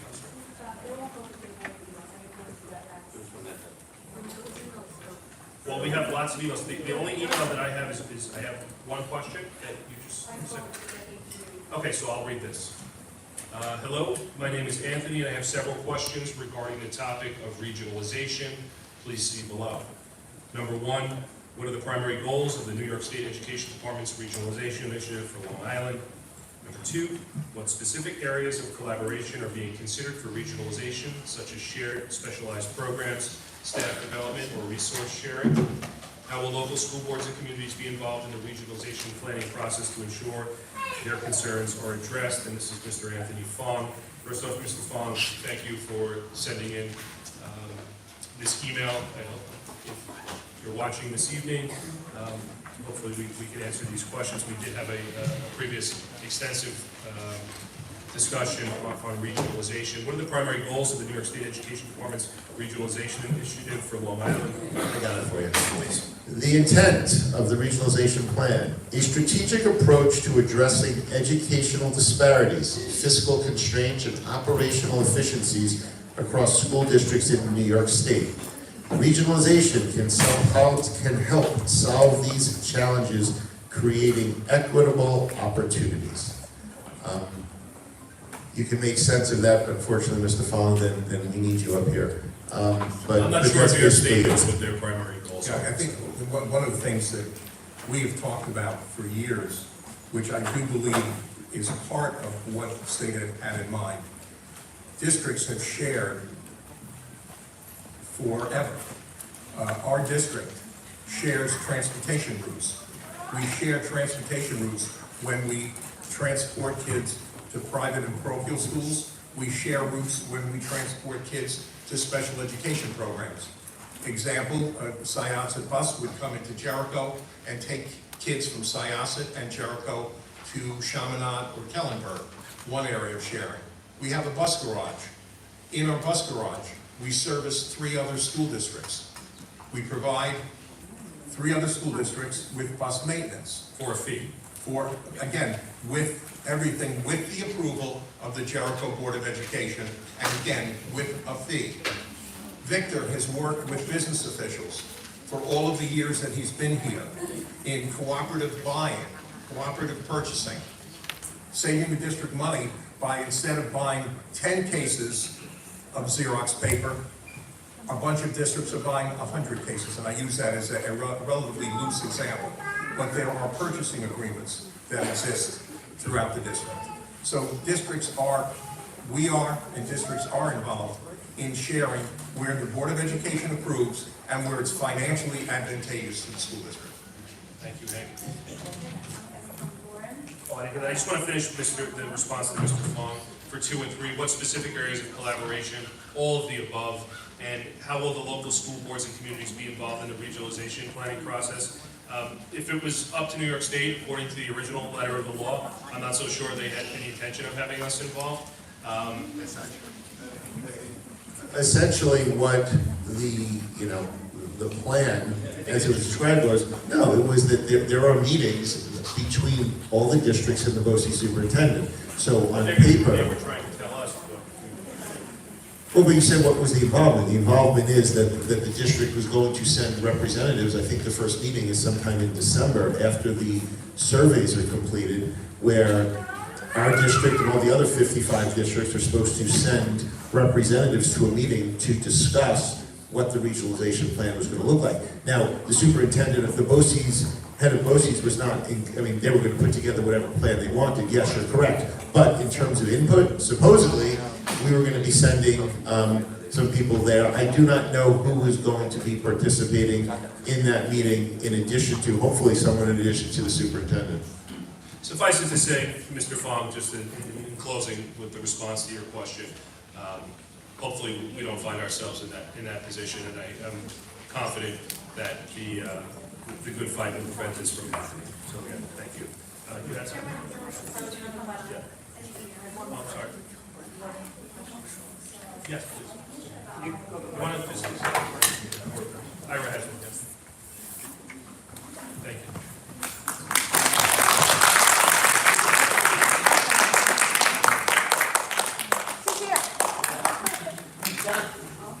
I just have a quick question. I think Just if you would kindly just state your name, just for the my name is Susan.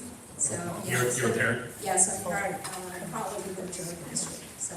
Thank you. I just have a quick question. Because you mentioned about we already share a lot of services like transport, transportations, and stuff like that. So is there a reason that this rule is maybe it's an emergency rule in that case, since we're already sharing services? No. Well, again, according to the State Education Department, and I'm not necessarily sure it's a good reason, but according to their regulations, in order for them to have asked us to start the process of discussion about sharing, they could only do that by calling it an emergency. If they didn't call it an emergency, they would have had to wait the 60 and 90 days. So what we're hearing from State Ed is, and again, a very, very poor decision on their part, because I think the word emergency is what got us all, what are you doing? Their response is, we have to call it an emergency in order to immediately start to gather data and to ask districts to start having shared conversations. Again, a mistake, but I believe that was the rationale. But that's one of the issues where if State Ed is really going back to change this regulation in December, they're going to have to start that clock all over again. And so I still remain skeptical that they're going to want to do that because, as the superintendent said, they've been trying to accelerate all this for a number of supposed reasons. But unless they do that, they're going to be back even worse off than where they would have been if they'd gone down the regular route. Right, just from a legal perspective, is it really fair as an emergency? Because the state government have the right to change the language.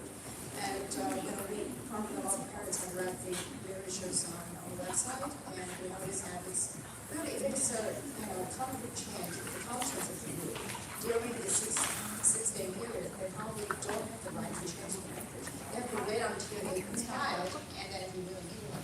But I think 2 weeks ago, they renewed it without changing the language, so on what basis do you think they're going to change the language?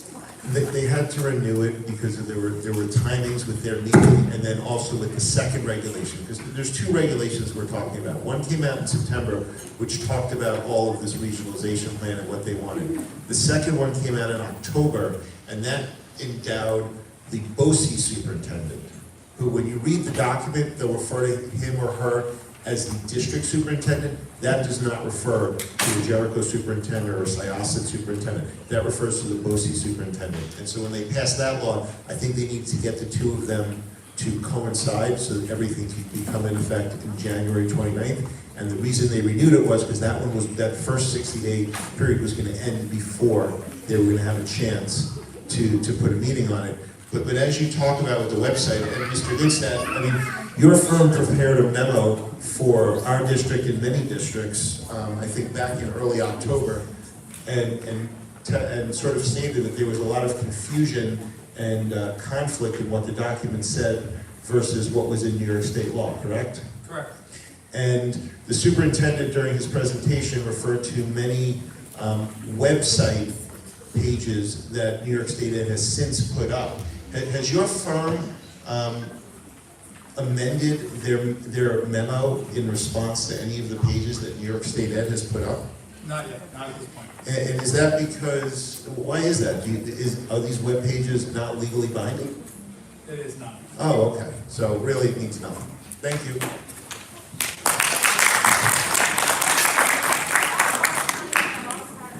All right. No, absolutely.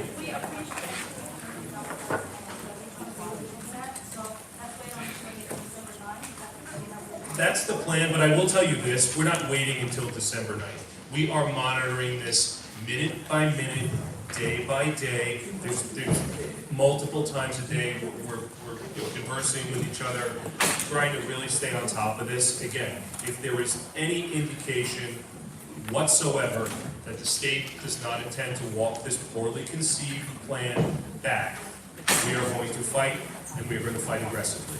And to what someone said, members of your board are in touch with many other boards across Long Island. This woman here mentioned a group of 30. We are very close with them. We are in touch with them on a daily basis. We understand exactly what is going on across Nassau County. I can't tell you we're particularly plugged into the Albany area, but across what's going on in Long Island, both Nassau and Suffolk, members of your board are extremely plugged into that. Thank you. Chris, you have an email from Lauren Silverberg? There was another email that came into BOE questions. Dear Jericho Board of Education, hope this email finds you well. Unfortunately, I will not be able to attend the board meeting in person, but I will be watching from home.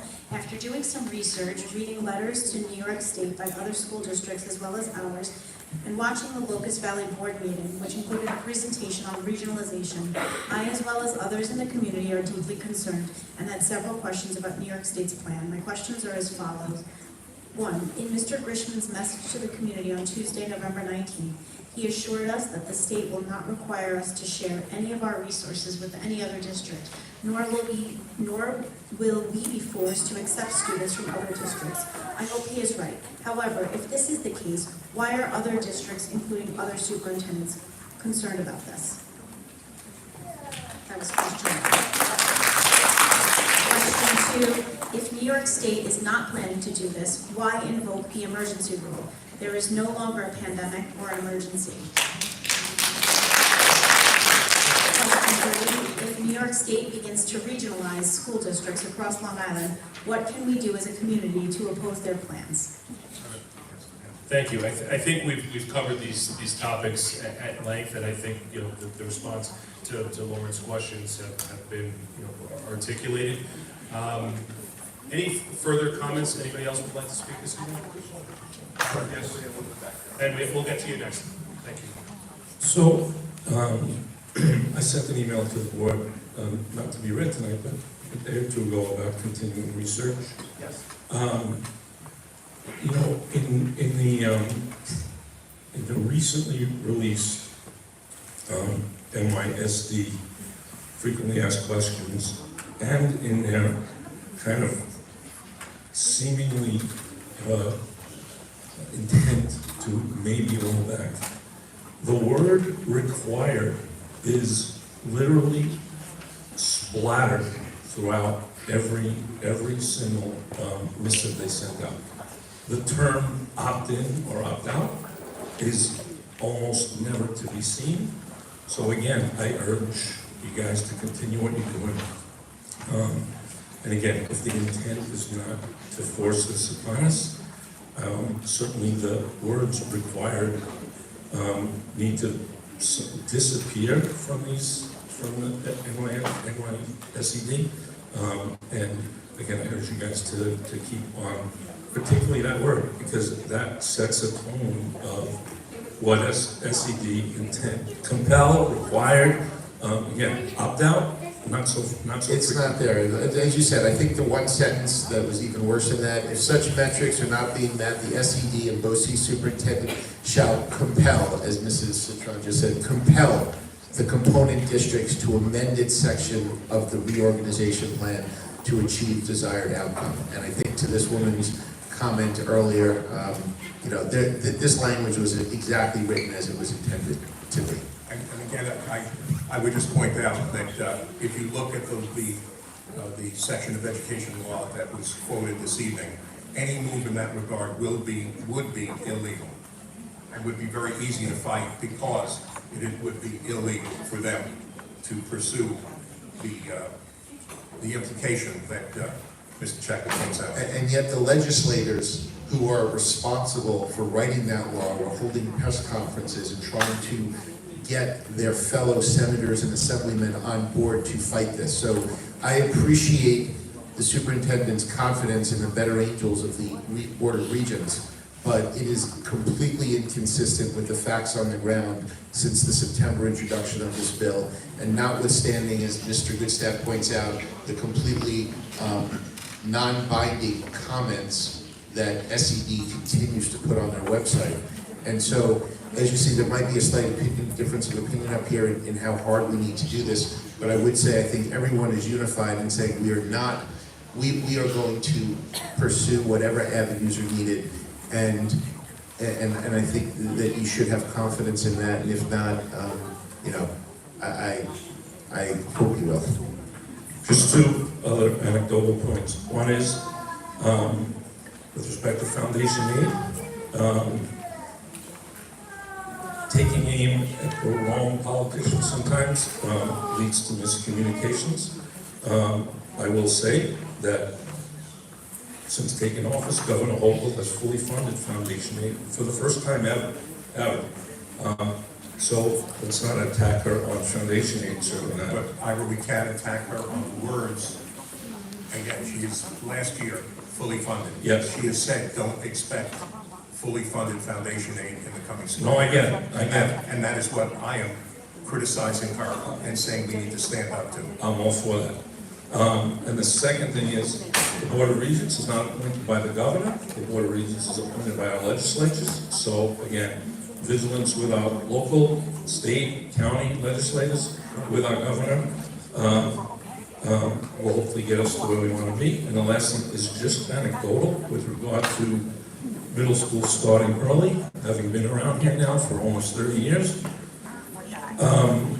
There was some talk of this 25 years ago, and I will say the research then pointed to the fact that it's easier to get high school kids will stay up late no matter what time their school starts, and it's easier to get 6th and 7th and 8th graders to go to sleep earlier, so their earlier arrival time to go to school was the health benefit that was discussed 25 years ago. Again, I can't say what the research is today, but clearly there was a good reason and good research back then. Thank you, Ira. Ma'am, you wanted to speak? Please state your name and affiliation. My name is Michelle, and I hear a lot of voice right now, and I represent for all the parents and community. So I think everything you put in verbal to support us, but we didn't see any written commitment. So I think everybody wants to see if Jericho DOE wanted to issue a letter for opposing the plan. Okay, so you must have not received it or not have seen it. Yes, we did. Earlier. I think we earlier received the letter, but it is not clear that you positively and you straightforward to say you opposing the plan. The answer is we oppose the plan. I thought the letter was clear in that regard. We insist.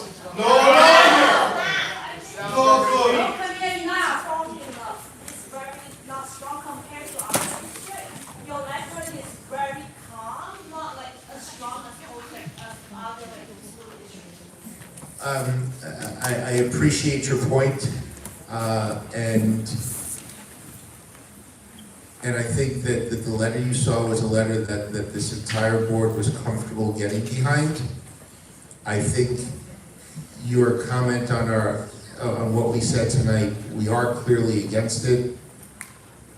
In terms of that letter that went to state ed, perhaps we could have added the word, don't do this. I appreciate that. I appreciate that there have been districts that have written stronger letters. I appreciate there are districts that have written no letter. So I think we take what we want, what we can get, and we will be strongly against this. And it doesn't mean that there won't be a letter tomorrow, so, we're continuing to monitor this, and we're gonna continue talking internally, and maybe tomorrow, the day after, it'll be a stronger letter. Hopefully this will all be over, though I'm not very optimistic, unfortunately. I think Jericho, we did issue a letter in typical Jericho fashion. I think we tried to do it with a degree of grace and being respectful. If we do not get what we want, the next letter won't be so nice. Yeah, so we thank you for For your your support. commitment that after December 9th and 10th, if something doesn't change, we're going to be much more forceful and much more directive. Yeah, I think no matter how December 9 or 10 going to change the words or not, and how nicely or how clearly they make the plan changes, but I think for now we need to stop the emergency plan right away, because everybody here doesn't agree the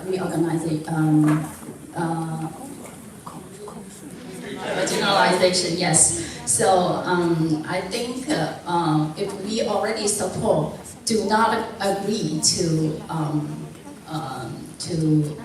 we say no to regionalization, then why don't we just issue a letter? We can wait for a couple of days. Not like tomorrow, but the day after tomorrow or within 2 or 3 days, we wanted to see that. I think everybody here wanted to see that. Let me say this, and this is something that I said this at our work session last week, that there is a letter that's signed by 31 districts out there, which I know many of you have seen. I hope you think that's a strong letter. I mentioned, the comment period ends on the 24th. I told, and this was a public conversation that we had at last week's board work session, that I as an individual and as an individual member of the Jericho School District will be signing that letter. That's part of 31 school districts, I think, at this point, where I expect many of you have seen it, and I think you would say that's one of the strongest letters out there. So. Yeah, so we're talking about the one from the coalition. Got it. Yeah, so we are here wanted to hear the practical actions rather than verbal commitment without any, actions that you put into practice. Yeah, the issue with that is, and what we had said earlier, we've issued a letter from the Board of Education. I'm sorry, you don't think it was forceful enough. I mean, we may follow that up with a letter that is more forceful, but I think the takeaway is we're ready to kind of up the game if we need to. I do believe that the state is going to walk this back because it's in their best interest to walk it back given the massive opposition to it. If we have to take further action, and we're fully prepared to do so, we have to see how this unfolds so we know the proper way to respond. And that's going to be after conversations with the attorneys and other experts who are going to guide us with the next, appropriate step. So again, that may be a lawsuit, that may be joining an Article 78 proceeding, that may be, joining a class with multiple other school districts to oppose this. Again, I have issue with, obviously, the way the state has approached this. I have issue with the fact that they did this under the guise of an emergency. And again, not to get into my politics, but, governments tend to do things under emergency rule when they want to pass them quickly and without going through the proper vetting process. They did that with lots of different things, not to get into the politics of COVID policies or state laws or anything like that, but that's something that tends to occur. And again, I'm not a conspiracy theorist, but I do have major concerns with the way the state has approached this, and that's why we're going to fight this so aggressively. Yeah, so are you able to list down 1, 2, 3 your actions in the next letter and share to everyone?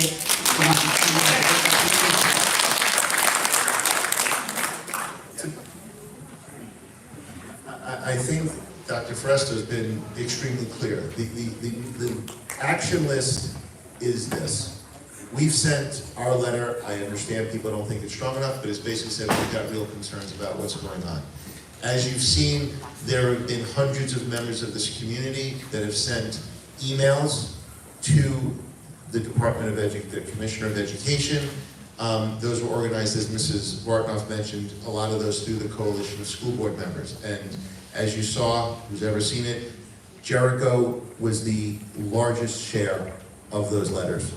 Third, we have continued to be in contact with other school districts about various ways to combat this idiotic plan. Fourth, we've been in contact with our local legislators about what they can do to help us. We've been in contact with Senator Martins. We've been in contact with Assemblyman Blumenkrantz, who sponsored and wrote the bill that a lot of you have signed for, Our School, Our Rules. I won't say that. You can say it.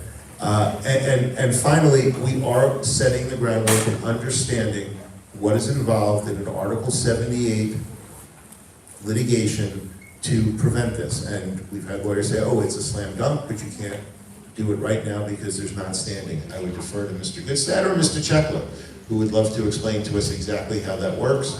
But those are really the action steps. In terms of more detail, those are really the mechanisms that are available to us. One, our community support in combating this. Two, working together with other school districts to put that plan together. Three, working with our local legislators who are going to be on our side. And the fact of the matter is, not every legislator is going to be on our side.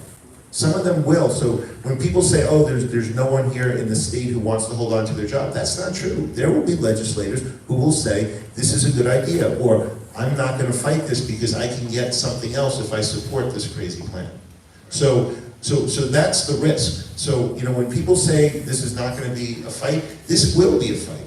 Or at least I'm looking at it as it will be a fight, and that we've got to gear up for that. And that's what we're doing. We're working with other districts, we're working on our own, we're doing the homework needed.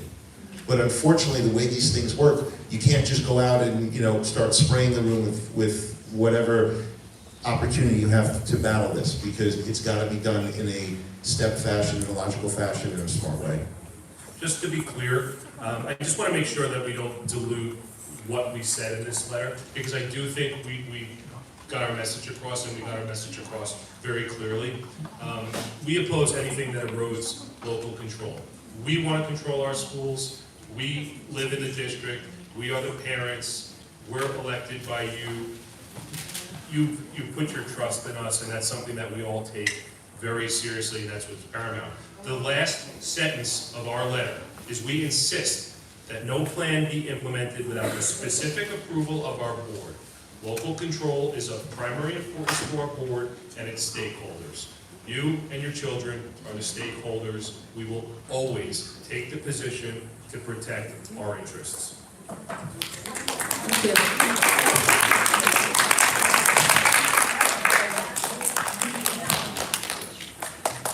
my name is Shin. I'm a mother of three, goes to Jericho School District. I really appreciate the promise that you guys made tonight, but I also glad that some did mention the 31 school districts letter. As some said that as individual, he would love to, and he is willing to sign his name to that 31 school districts letter. I just want to promise from the rest of the school board of education members that you guys will sign your name on that. Thank you.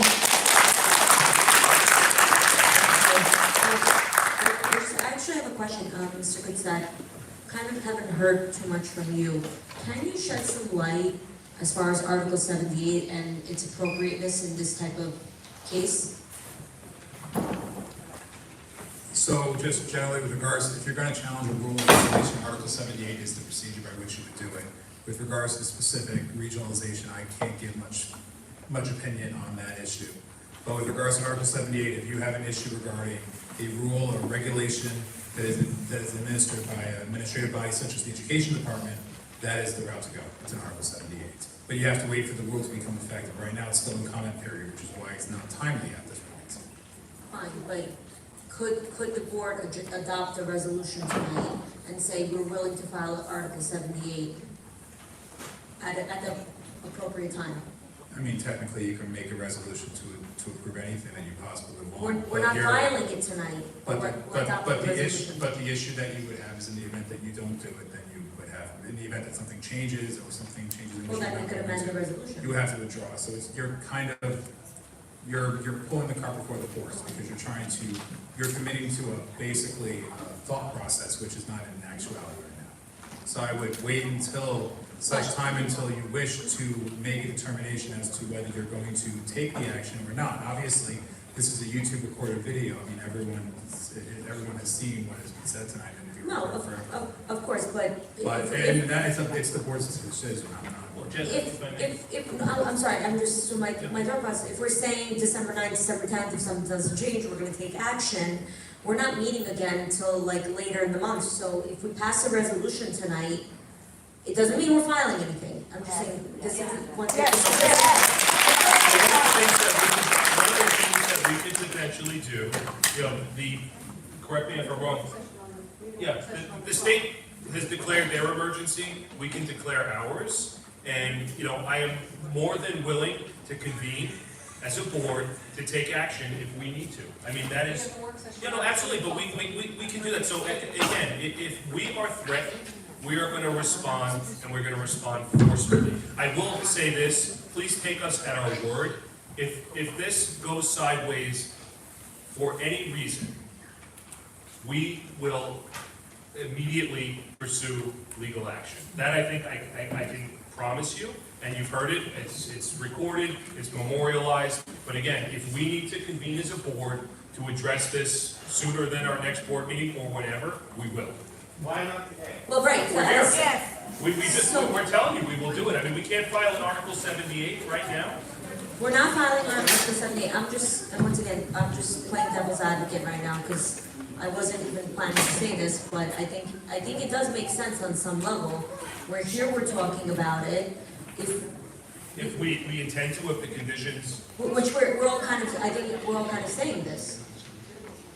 We're all saying we're gonna take legal action if nothing's gonna change materially. We'll commit to, December 12th, we have a work session, we could make that into a public meeting where it's a public work session, but we could make it into a meeting where we will take action. We'll commit to agreeing to file a lawsuit or do whatever we need based on that day, if the timing is right.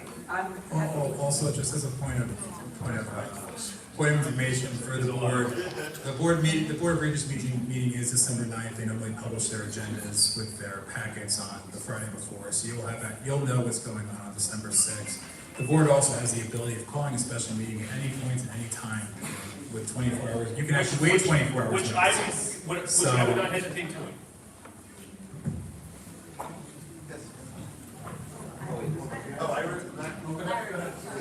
So, just as a member of the community and not of the board, it would be jumping into the ocean here tonight to make that resolution that we're going to sue on December 3rd, December 4th, or December 5th. Listen, I practice law for a living. So, if the board takes action tonight, that they're gonna pursue litigation on December 9th, it's so premature, and I'll tell you why. For them to start an Article 78 proceeding on any particular date, they will forego the opportunity of working with perhaps 31 other school districts to have real power behind the lawsuit, to have real, not just one law firm, but maybe 5 law firms. You don't want to, again, as powerful as we think we are here, we're one district out of hundreds in the state. What we're likely to do, what the likely outcome will be, if we need to take legal action by starting a lawsuit, it's going to be in conjunction with 31, 41, maybe 52 school districts, maybe the Suffolk County districts, maybe the Westchester districts. That's going to be real political power, not just an Article 78 by the Jericho School District and Nassau County Supreme Court. It's way premature to discuss a lawsuit. It's just not realistic. Over 20 districts that have already passed the resolution. That's why I'm bringing it up. I mean, I didn't kind of come up with this idea on my own, but that's what. Did they speak about a specific date? And again, it might not be walking into a courthouse. It might be walking into a legislative office. It might be walking into a meeting. It's not, too often lay people think that a lawsuit will solve all their problems. It's generally not the way problems get solved. It's generally not. Again, if it's the empowered versus the unempowered, perhaps the lawsuit works. In this realm right now, the school districts themselves are not yet empowered to walk into that. It's also not unheard of, though, to send a letter telling somebody you're going to sue them if they do something. Having business experience, that is a thing. You can cease and desist. You can say, we'll take legal action. There is mechanisms to say, we will do something if something else occurs. That's very true.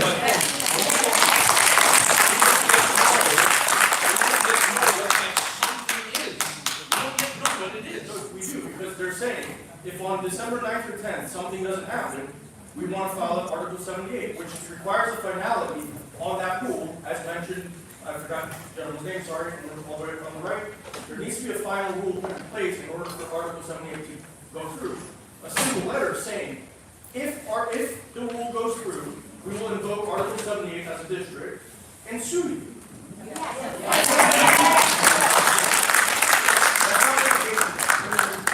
I would leave it up to our lawyer, but it makes sense to me.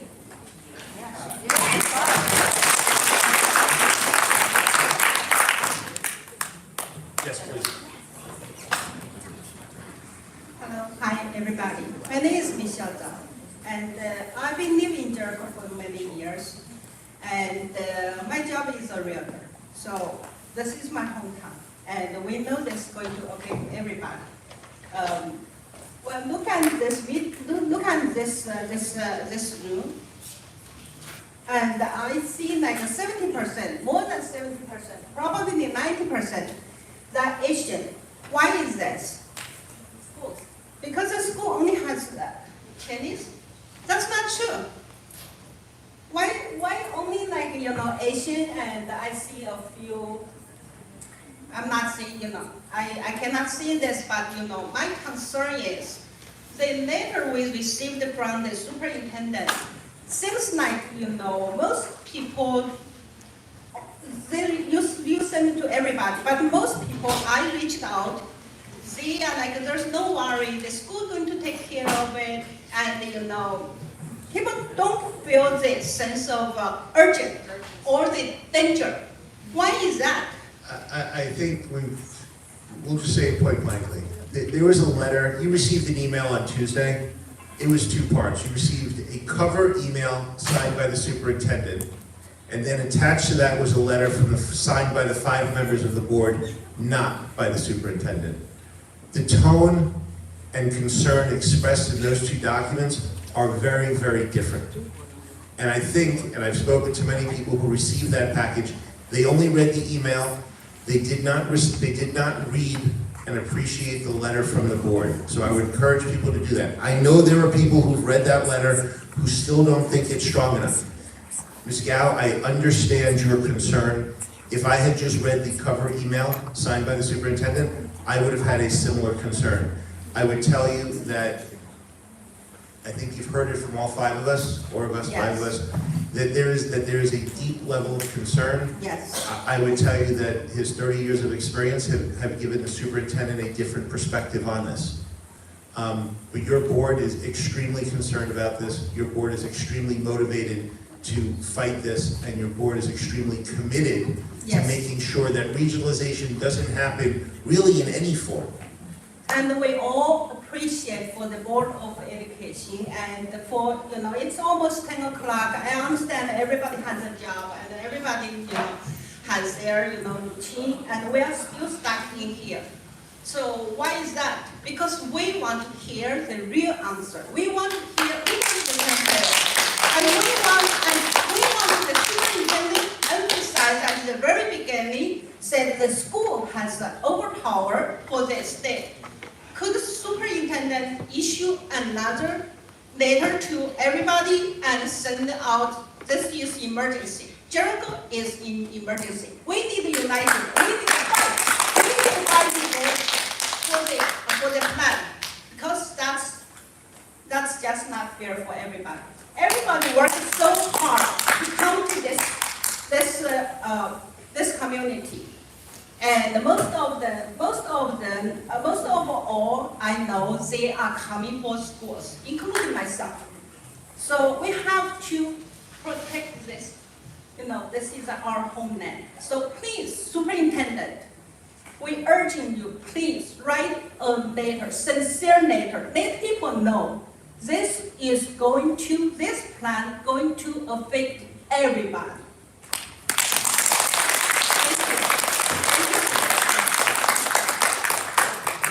Yes, sir. I have a question here from Eric. So when I Googled the regulations in just like a minute ago, I only received GreenNet, SciAssets, Corner CDs, Bob Notes. They have all the information on the slides, on the letters in their website. I couldn't find anything related to Jericho. I go to the Jericho website. I search the same keyword. Nothing shown there. So I like to see, it's very important to keep the transparency for our community here. You heard that a lot of people was concerned about this transparency. We didn't get the update. We have a lot of actions that you just described. You have to do X, Y, Z for the next several days. So we need to get updates. We need to get your narratives in the websites, so we can get more people moving together. So am I going to the wrong website? I was really. No, you're on the correct website. What I can say is, number one, it is our intention to keep everybody up to date on what's transpiring with respect to this plan, specifically Jericho's response and opposition to it. Happy to post our letter. Did you receive the letter on Parent Square or through one of the other? Yeah, we did receive. Okay. But the problem is, in the website, we don't receive. We will post the letter. Absolutely. I have actually requested it be posted, but we will make sure that it is posted tomorrow. And any other pertinent information, we will ensure is posted. Is happy to do so. Sure. So, like I said, every actions you're taking, we need to know. We need to know immediately. We need to know people can search online. People can share these information online. So it's much easier to communicate these. And also we can send voice to these. And then if you need any support from us, we're happy to support that. But you have to let us know, right? Thank you. Thank you.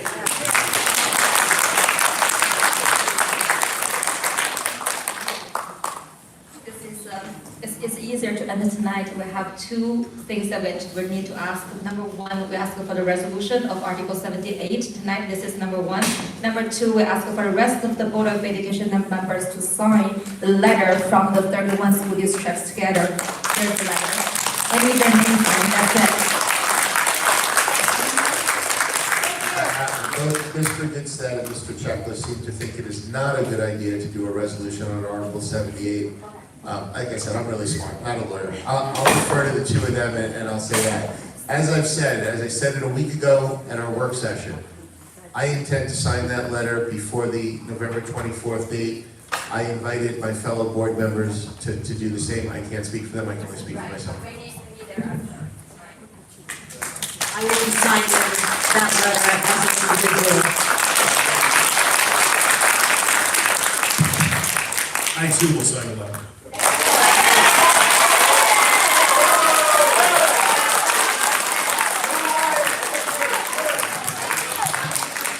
I'm not saying that I'm not signing the letter, but I haven't read it carefully enough to make sure that I'm comfortable signing it.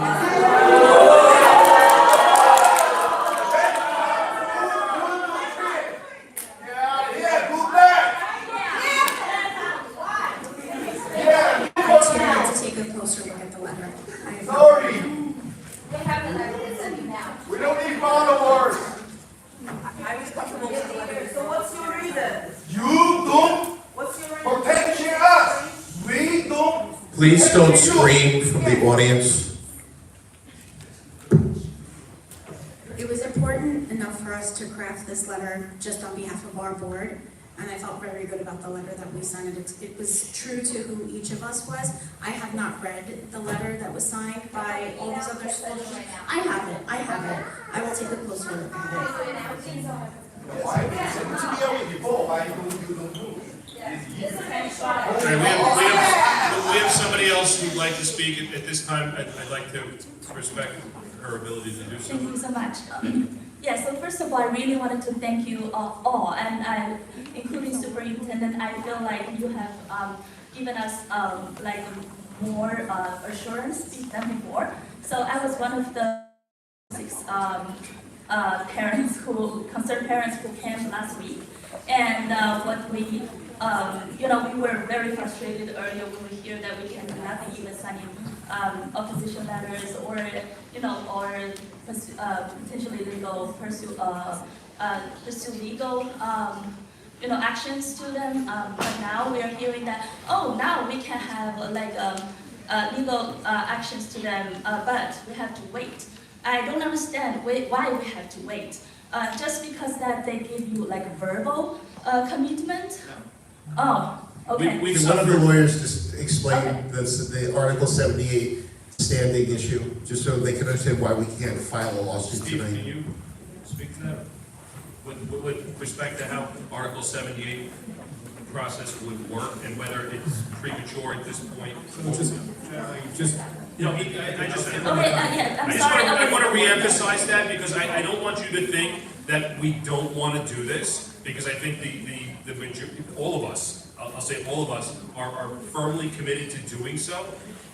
Our attorney is telling us right now, we don't have standing to do so, if I'm correct. We need to wait for the final rule. There's still no final rule. They're still talking about edits, and that's going to be a final rule published on December 9th. So we're still not there yet. Okay. I don't believe they're talking about the final rule on December 9th. I thought that the final rule becomes effective at the end of the comment period, which is November 24th. No, they're making modifications to this rule on December 9th. No, they're saying they're making comments to the rule on December 9th. Again, I'm not saying we should be filing a lawsuit on November 25th, don't get me wrong, but I just want to make sure that we're answering a question. Let's assume they hadn't said we're making modifications on December 9th. When would we have standing? We would have standing when they actually finalize the rule. They still have not finalized the rule. The comment period is through 60 days. What happens after the comment period is that State Ed puts out a document which has all the comments and addresses all those answers. We have not gotten it yet. The comment period ends on November 24th, in which they're going to put out the comments with the answers on December 9th. That was always going to happen. Whether or not they were going to modify the rule on December 9th was never. Okay, so December 9th was always when they were going to put out the final rule with the comments. Correct. Okay, so December 9th. So based on, I think what Mr. Good's saying, that there would be no standing till December 10th. Is that what you're saying? Absent that changing. Thank you. And that's the legal opinion, not to interrupt you, but that's the legal opinion from our school attorney. And again, generally speaking, and I'm no attorney, but you play one on TV, but not even that. But, you know, I've been around long enough that I've seen how legal proceedings go. If you don't have standing, even if you tried to file it, a judge would throw it right out. So they're gonna say this is premature, you have no standing, come back when you've actually, you know, you're in a position where there is standing. Have you suffered some loss? Has somebody taken something from you? So again, and we're not gonna let that happen. Please, rest assured. Okay, yes, so now I'm a little bit frustrated, but then one thing is a little bit confusing is that why, if we can't find out why there are already 15 school districts already filing these lawsuits or claiming that they are. Resolution to file the lawsuit. Oh, they are resolution, they are in the process. resolution as a board saying, So can we we're gonna start? get together and we're gonna file a lawsuit. They can file it yet. Okay, so. They're saying they intend to do so, Oh, yes. but you cannot file, you have no standing to file a lawsuit. So again, you could put something together, but we still don't know what this is even gonna look like. So can we, as a board, contact those 15 districts saying that we are on their side? We will join you. Whenever you start first filing it, we will be one of the names on it. We would need to pass the resolution. That's what I was kind of talking about, but, you know, Ira and Mr. Goodsat kind of shot me down saying it's very premature, and I'm not a lawyer, so I'm not sure, but I did like, Sam, I apologize for back there, your last name, but I did like the idea of the letter, sending the letter saying, hey, we're gonna sue you if you don't stop. I do like that. Yeah. That's a good one. That's a really good thread. I like that. We also want that for us as a board to contact those, like, you know, 15 school districts that already. We know them, as I said before, we speak to all of them. We've already been in contact. We speak to that Oh, group, we perfect. speak to the group, we speak to the people who were there. As you know, there were many of the people who were at this morning's press conference, and I was with them, Yeah. standing next So to just let Mr. them know Blake. that we will be one of them that's going to also pursue lawsuits. You know, put our names on one of the 15 districts. I can't tell them that because the board hasn't authorized that, but I think what Yes, you've heard please, here is board, that the with board that up here our- is committed, a majority of the board is now committed to say that yes, we would pursue whatever legal action was available. And I'm happy to write a letter saying, listen, if you don't stand down, we're gonna sue you. That's it. Okay. I think, Yes. I think every board member has said, as the superintendent has said as well, and I think everyone here has said, if we don't see the change in action in 15 days, we will take the most aggressive, and you heard that from our board president, we will take the most aggressive action possible. We will work with our attorney and file an Article 78 if we do not see what we expect in 12 days. And everyone is committed to file legal action if we don't see what we have been told we will see at the Regents meeting a week from Monday. Thank you. 2 weeks from Monday. In the interest of just, sir, I will say this, we're talking a lot about the same things. I don't want to belabor things too much, and I would like to get everybody home tonight. At some point, tomorrow is a work day, and the kids have to go to school. But respectful of that, if people want to speak, we're not going to prevent you. Would anyone want to speak in favor of regionalization? We haven't given you a chance. You can leave. It's not happening. So I know you guys answer. My name is Kenny, and I'm a resident of Jericho. I know you guys had a lot of answers for everything. What I want to point out is I want to thank Jan and Sam and Jan to work well. Obviously, Chris is also vouching for right now tonight. We hear the voice from Chris, but I didn't hear anything from other two. So I want to ask the lawyer tonight, what is the procedure if some of the board members didn't vote for resolution or for the Can we go to the House within 2 seconds? I want to know what the process is. I'm actually going to speak up to this. So again, Because obviously, I'm pretty sure the whole Jericho is not happy with any board member not voting.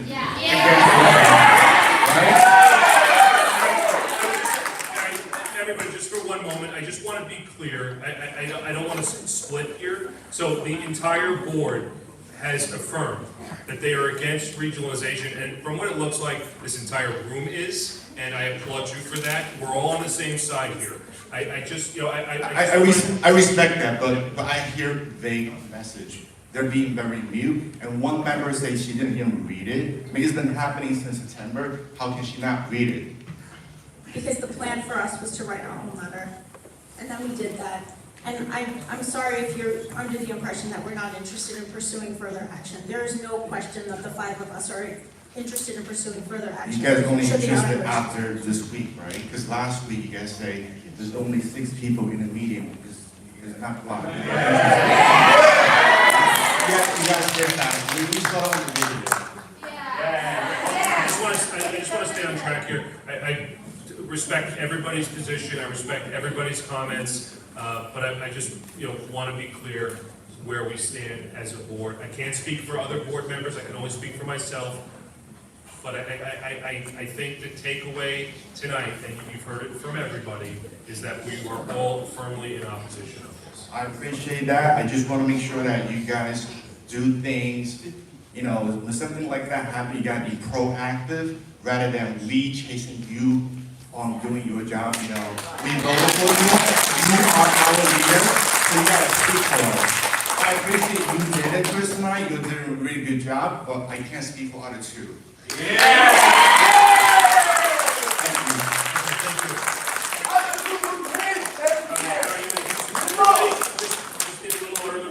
Thank you.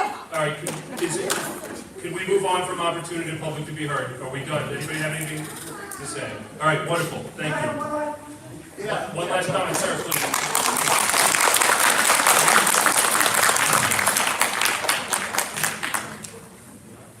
Good evening, how are you? Thank you. My name is Sung Tao, and also Jericho resident. I just want to follow up on one request or question that was brought up earlier on in terms of the follow-up from Superintendent and also from BOE. Can we try to submit another letter with a stronger stance? The reason is, as you all mentioned already, the commentary period plays a critical role in how the regulators or how the state are going to play around, right? So far, they already changed their tones simply because the whole community already kind of shout out a lot about our concerns. If we could do that better, we will have a better chance to win. I know you mentioned that from BOE perspective, we try to be polite, we try to be respectful, I got it. But again, if we were to compare with the Manhattan and other school districts, I still don't think it's strong enough. So that's my point. If we were to issue another letter with a stronger stance, that will give a better signal to the state, saying that, okay, we do object that. Instead of a little bit of worry about it, that's two different tones. I think that will help. Okay. The same situation happened in the last week, right? A week ago, only a small number of families came here. They were just muted. You're just too few. If you have more people come, we might change. I think there could be a magic time why the letter was issued in the last several days. There was the magic time. The magic time is we have so many people standing up. We have so many people sharing our concerns. That's exactly why the letter was issued, just in the last several days. If we didn't have those people standing up, we wouldn't see the letter. We wouldn't see the change of the tone of the superintendent today. That's my point. So the same thing could also happen to the state. If we were to issue a much stronger stance with those kind of letter, things could also change as well. Totally agree and respect your position. What I will say is, you know, meeting with a smaller group of you at the last work session certainly brought this even more to the forefront. We were already closely monitoring this and had discussed it at multiple public sessions as well as, you know, amongst ourselves. That letter was absolutely catalyzed by the tremendous, outpouring of opposition from the community. And we work for you, so we're listening to you, and if we're not listening to you, that's a problem. So I will tell you in no uncertain terms, the opposition from the community absolutely catalyzed us to say, hey, listen, we need to respond more forcefully and appropriately. And I believe we did so. Now, we're talking tonight, now you said, it seems like the community wants us to take even a harder stance on this, which again, it sounds like the board is willing to do. And I'm not sure how much more forceful we can be, short of telling them, if this doesn't go away, we're gonna take legal action. That goes in my mind far beyond, I don't like it, make it go away, But if we tell the state, hey, listen, Jericho does not like this, if you don't substantially change this or expunge it, we're gonna take legal action. I mean, we can't underscore more how opposed we are to it. And I just want to jump in and say, I agree with you. And there's one reason why I agree with you, not just so that there's another letter out there, but I think Jericho School District's name holds a lot of weight with the New York State Department of Education. We're not just another school, it's Jericho. When they're gonna get a much stronger response from Jericho, they might pause more and they might change their tune even more. And just for the sake of transparency, and I'm really not trying to fan the flames, I know we already spoke about the Article 78, I just wanna let you know that Manhasset just passed a resolution 2 seconds ago to get on the Article 78 bandwagon with other school districts. So there are school districts doing it. I really, I would have hoped that maybe we could have, but obviously, I need to kind of also follow our lawyer. I don't know legally what the implications are, so I just wanted to put that out there. People will find out anyway, so this is fully, public information. I think that again, not to belabor this, but we're telling you, in no uncertain terms, you're hearing it from me, Chris Foresto, tonight, November 21st, if this does not go away, we are going to sue them. We are going to, whatever proceeding is most appropriate. If it's Article 78, it's Article 78. If it's going to the Supreme Court, we'll go to the Supreme Court. Whatever we need to do, we will do. So again, I don't want to pass some resolution just to make everybody feel good. We have to do something that actually has teeth and is going to bite if they do something unsavory and something that, in our opinion, damages us in some way. So we are ready to pounce if we need to. And I promise you that we will. Thank you. This is Kevin speaking. And I'm proud to be a Jericho parents. And thank you so much for the superintendents and the BOE members. We are proud of you because you do a great job for the generation by generation of the BOE. So we have a Jericho tonight. But I think the feeling of the several hours tonight, for example, something like someone broke my door,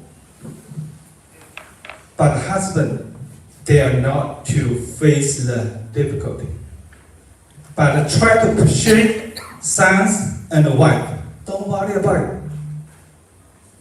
Why the husband dare not to face the difficulty? That's the feeling of my spend hours here. I think a BOE member is our support. We need this attitude only. If we get fight, we stand together. If you give our unsafety, we feel upset. Thank you so much. Thank you.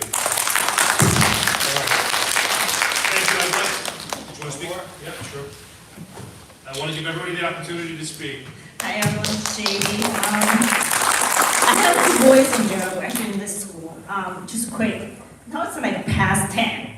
I had a 5:30 this morning. I woke up and I'm pretty sure everybody here, especially everybody on the stage, it's a long, long day. Everyone to go home. I just have a quick question. Everybody think December 9th and 10th is a very critical day, right? I know. But within now, between now and that day, when we get updates from you. Because right now we just got our parent square email, that's it. nothing else. I just wanna have like a regularly updates from you. I know Thanksgiving coming up, holidays coming up, everybody wanna enjoy, but I'm pretty sure everybody sitting here cannot sleep, right? They think about this as a top priority for these kids. So, As we get information, we will create a tab on the website and post information to the website. Yeah, that'll happen tomorrow. Are we in agreement? Let's go back, well, no, I think when we published that letter, we said that we were gonna actually just display it prominently on the page. Creating a tab, it just gets lost. If this is the #1 issue, it should just be on the front page. We can put it on the front page, but we can also create a tab for regionalization. I think I was the one who said it should be displayed prominently. You did, but it wasn't, I didn't know this, I didn't look, but it sounds like it wasn't displayed at all. That will be addressed tomorrow, and again, we don't, to the extent that we get information, we will share it with you. perfect. I truly appreciate everybody, and as a parent, we care about this so much, and I appreciate what you guys do. And I totally heard Sam, Jen, Chris, all of you had an action plan for us. We got it. Thank you so much for doing everything for us. However, we really need updates from you. As a transparency, as well. Everybody needs to know what we're going to do step by step. Truly appreciate that. Thank you so much. I promise you we will do it. I apologize if the board hasn't done that on this issue, and I promise you, as Dr. Foresto said, we will do better, we will do better for the community, in A, fighting this, and B, keeping you all informed as to each of those steps. Yeah, thank you so much. Have a good night. I'm gonna move into new business, if that's okay. All right, just in the interest of time and kind of moving things along, because we still have to get through some of the board's work for the evening. If anybody, would like to speak with us after the fact, we'll be in the lobby. Happy to have those conversations. For new business, first, change in date of the February 2025 board meeting. Recommended motion, be it resolved that the Board of Education approve changing the date of the February board meeting from February 13th, 2025 to February 11th, 2025 at 7:30 p.m. in the Jeffrey Ratner Robert Seaman Elementary School. Do I have a motion on the date change? Sam and Jen, any discussion? Divya says thank you. All in favor? So carried unanimously. Number 2, the Henry Grishman Scholarship Fund.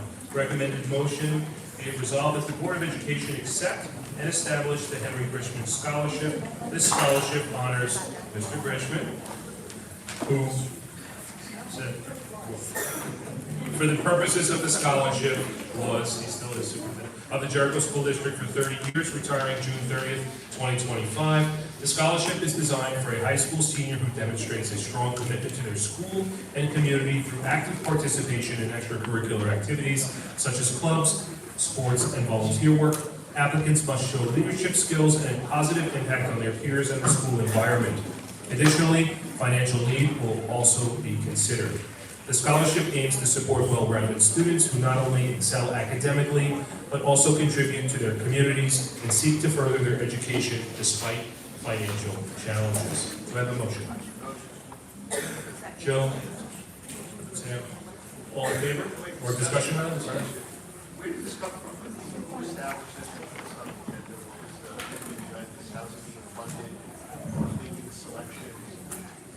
I don't believe that was established yet, Sam.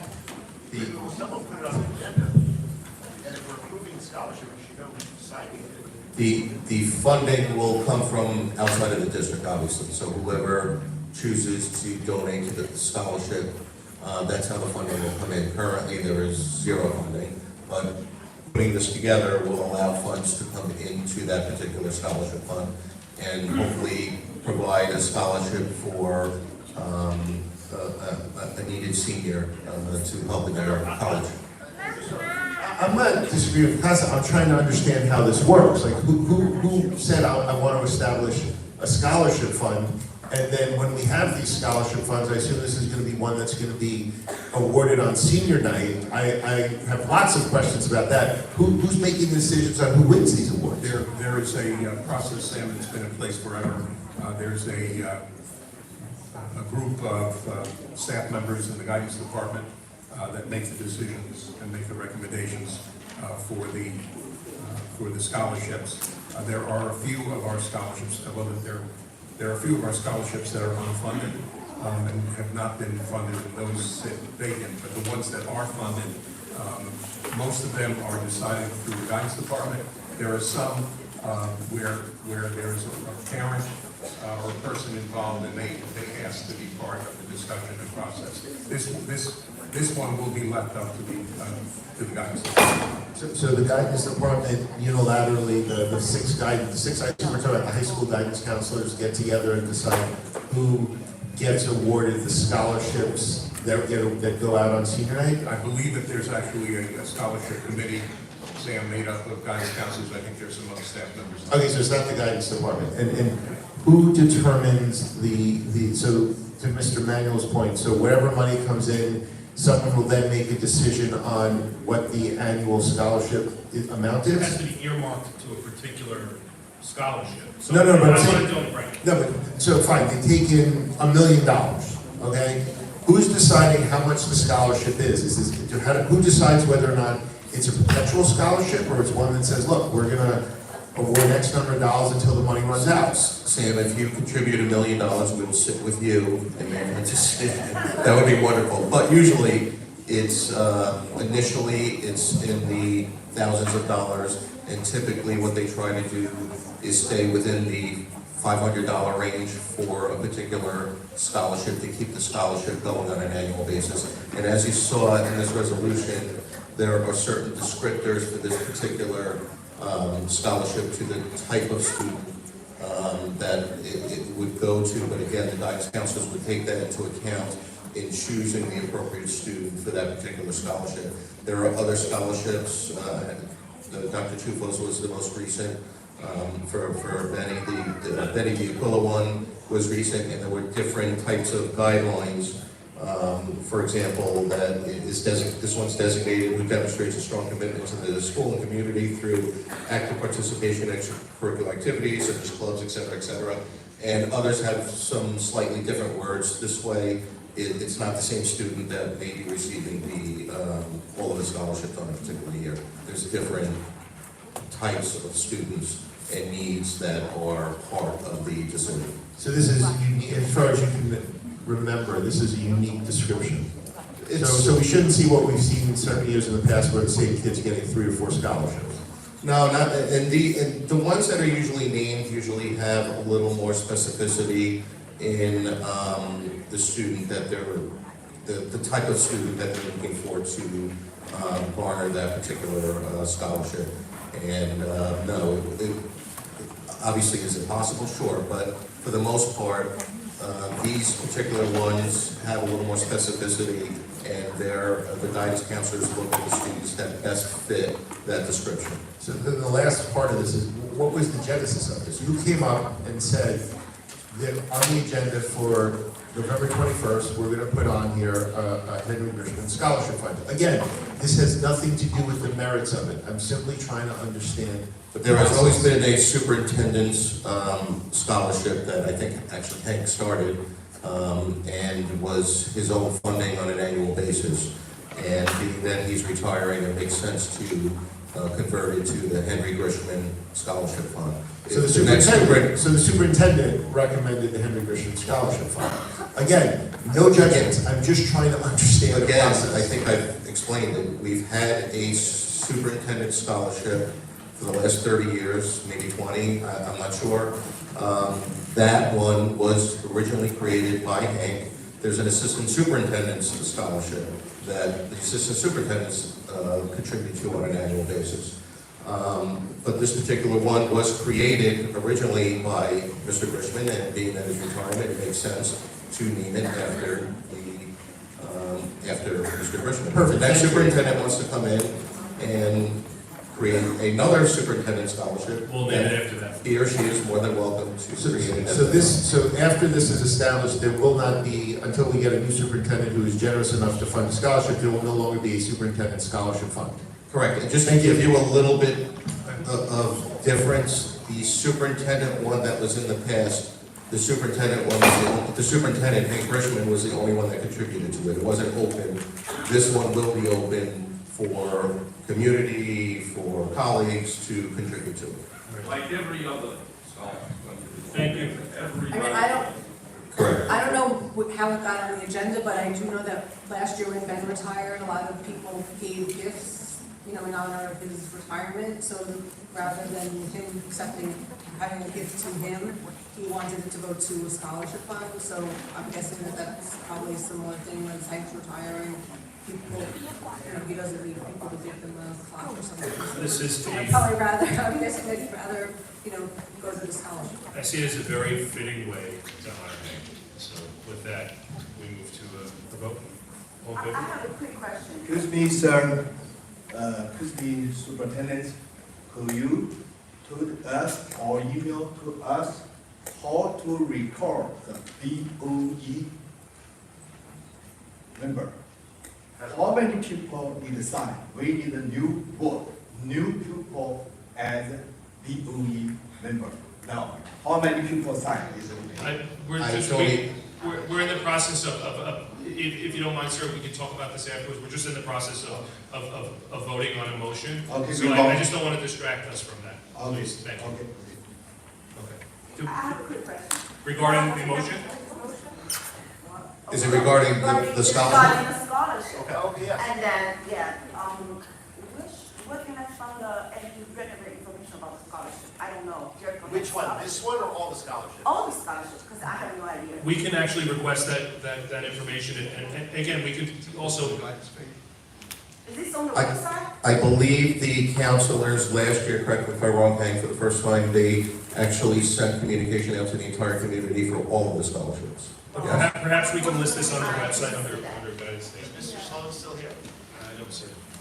Okay, we will. Generate all the information and send it out to each. I was thinking the same question. So we'll figure out a way sometime before the end of this calendar year. So to figure out a way to get that information so it's accessible, and we'll mark out which ones need applications and which ones just get awarded, the amounts and stuff like that. Sam, starting last year, Greg put out to the full community a list of scholarships, the ones that are funded and the ones that are not funded. So We'll make sure that I'm sure that's information. law. I mean, no one has that. I mean, I don't.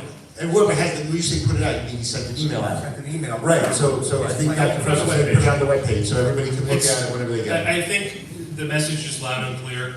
We will put more information on the webpage. It will be more accessible, and our commitment to you is to be transparent. We've promised you that. We intend to deliver, and we will. That's great.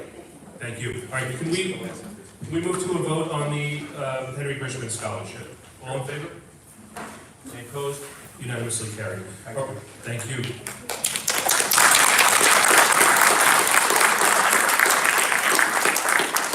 All right, let's move on to the BMWW Scholarship Fund. Recommended motion be it resolved that the Board of Education accept and establish the BMWW Scholarship Fund.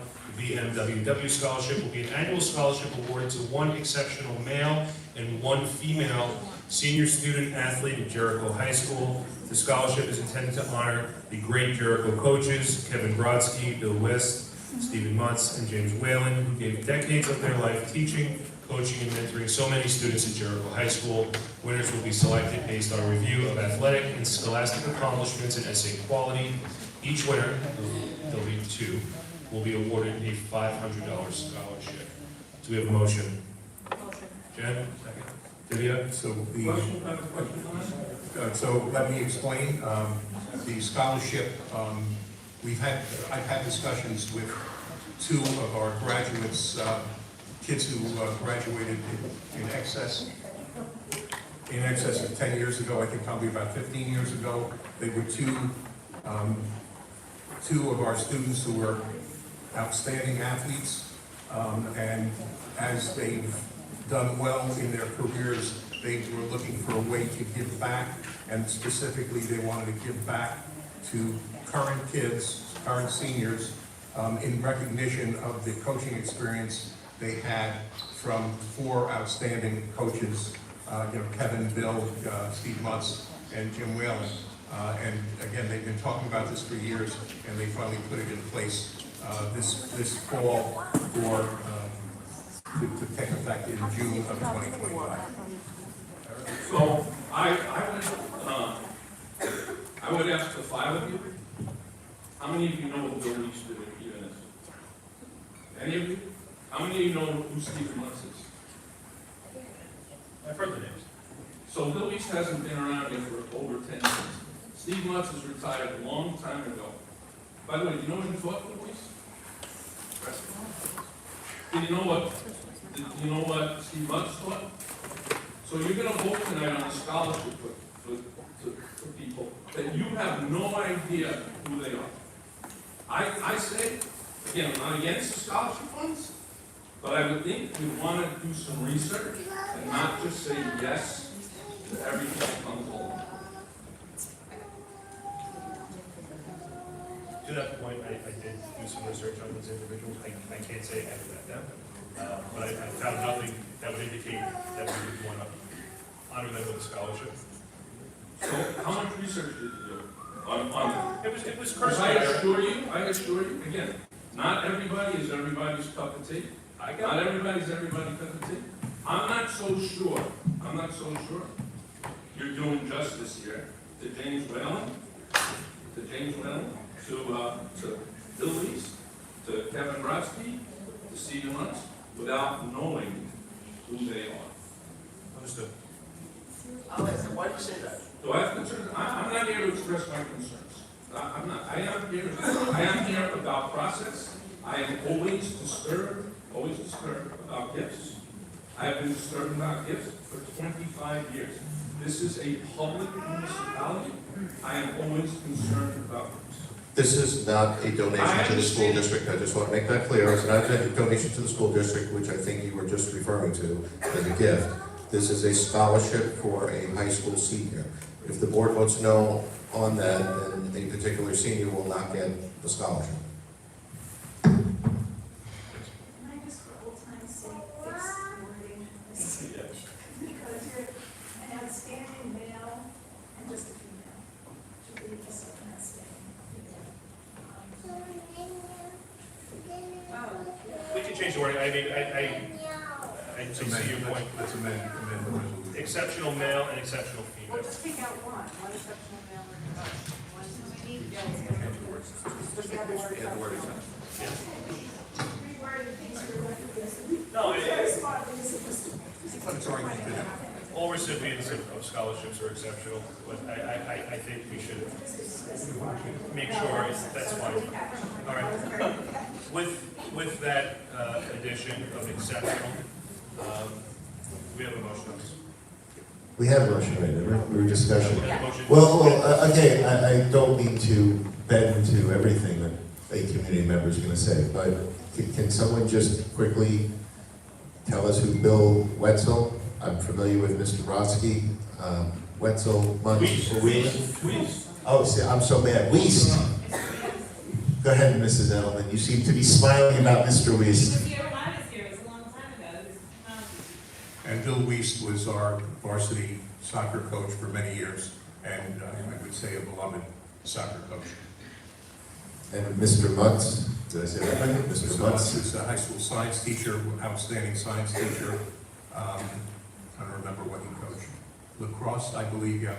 He coached varsity lacrosse, and actually I think the gentlemen who are recommending the scholarship were both lacrosse players, and one of them actually went on to play D1 lacrosse after his graduation. And Mr. Whalen. Mr. Whalen is the assistant soccer, varsity soccer coach, and has been for 100 years. Golf coach, and he in fact took over the assistant soccer coach when we established assistant coaches here. He's been there now for 23 years. And he was an AP district teacher as well. So I'm personally familiar with Whalen and Brodsky. Would superintendents go to attest to the quality of Mr. Weist and Mr. Mutz? I will attest that all four gentlemen are being appropriately being honored.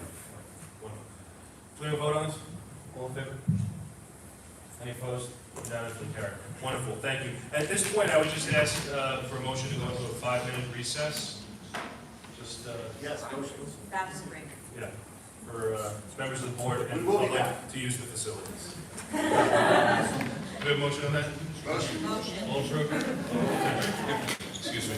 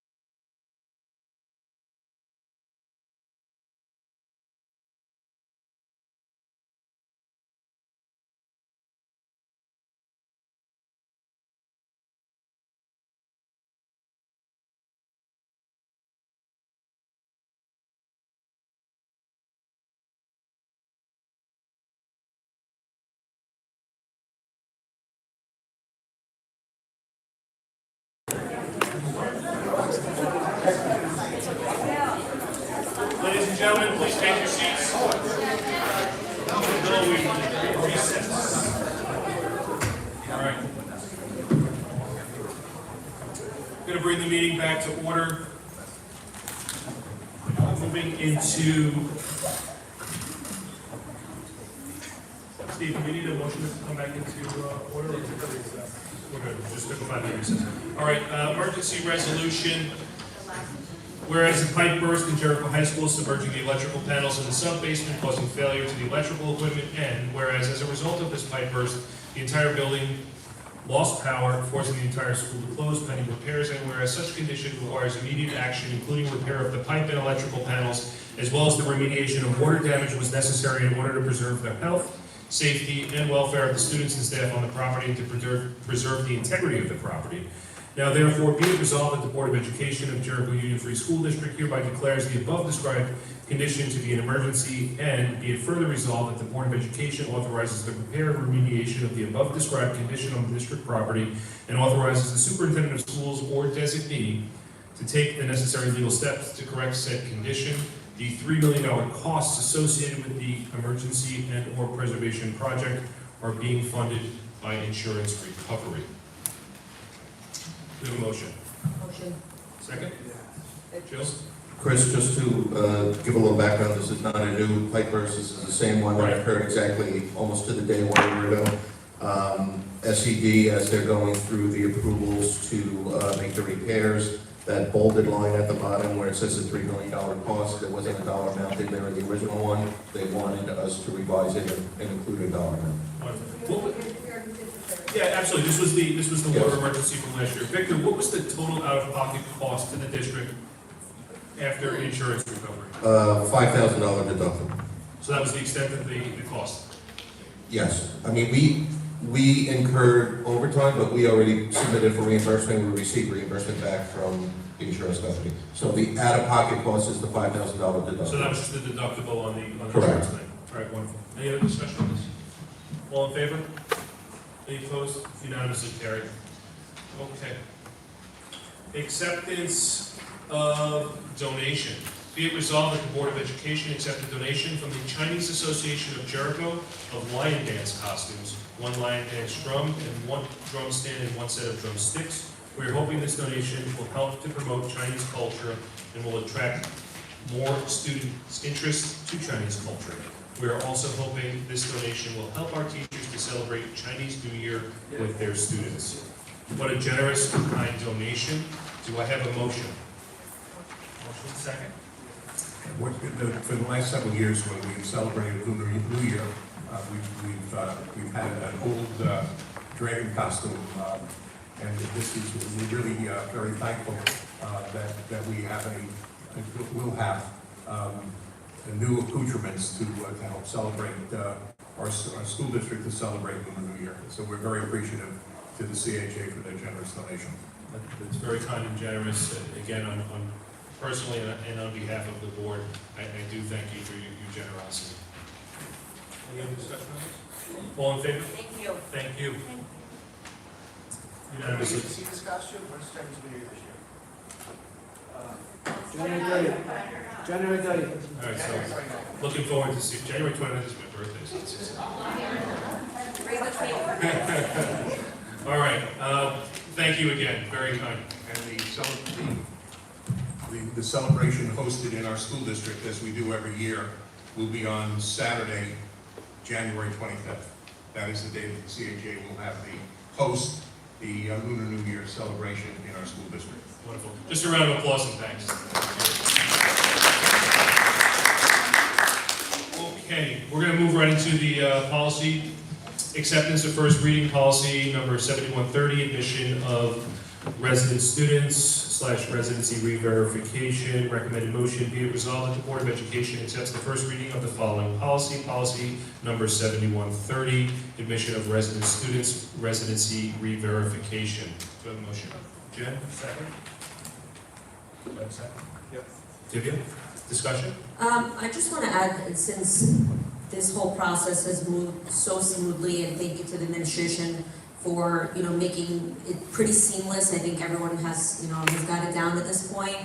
I would and, when we first introduced this, Sam and I, a few years ago, there was some pushback, but I think now, it all makes sense, and I think it was a positive thing for the community. I would like to add back in that we added into the 3rd grade.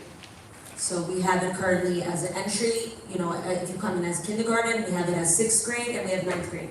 I think let's do every 3 years. I think it makes complete sense. It's not an undue burden on the district. Let's add the 3rd grade back in. anyone wanna Any further agree or comments disagree? from the board?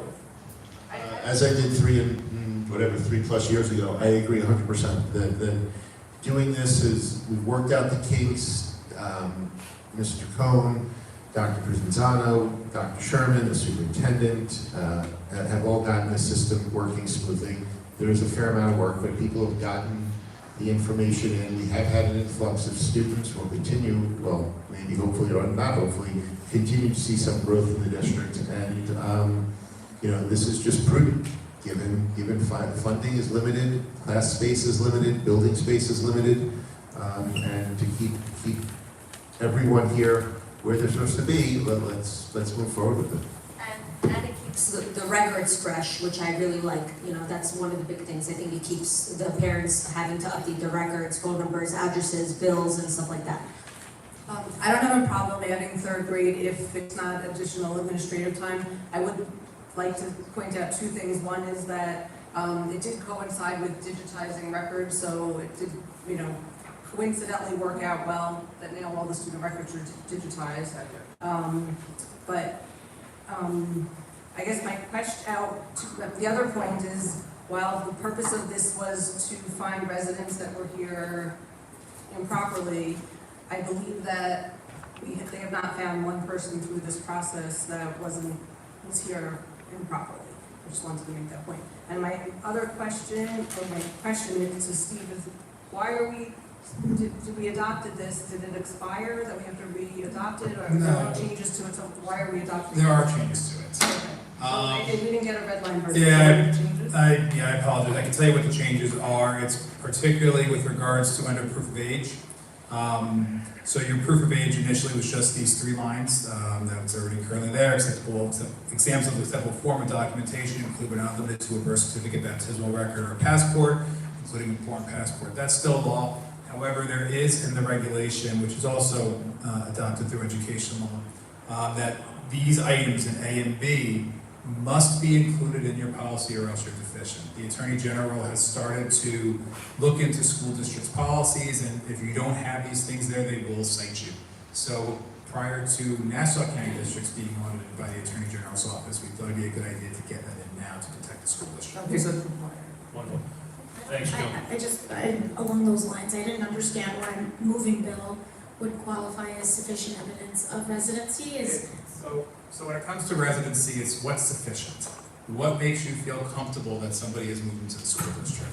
There's a non-exhaustive list on 8 NYCR 100.2 sub Y, which has that non-exhaustive list. The Attorney General thinks that should be in its entirety on there. It doesn't mean that a moving bill is acceptable to provide proof of residency. It's just that is something that you can show to support residency. Clearly, if someone just provides a moving bill, the registrar here is not going to feel comfortable that that person is actually moving, just that someone paid to move, or paid someone to move into the district. Normally, most people who do move to the district have deeds, have leases, have utility bills, so on and so forth. If someone just, but the law requires sufficient.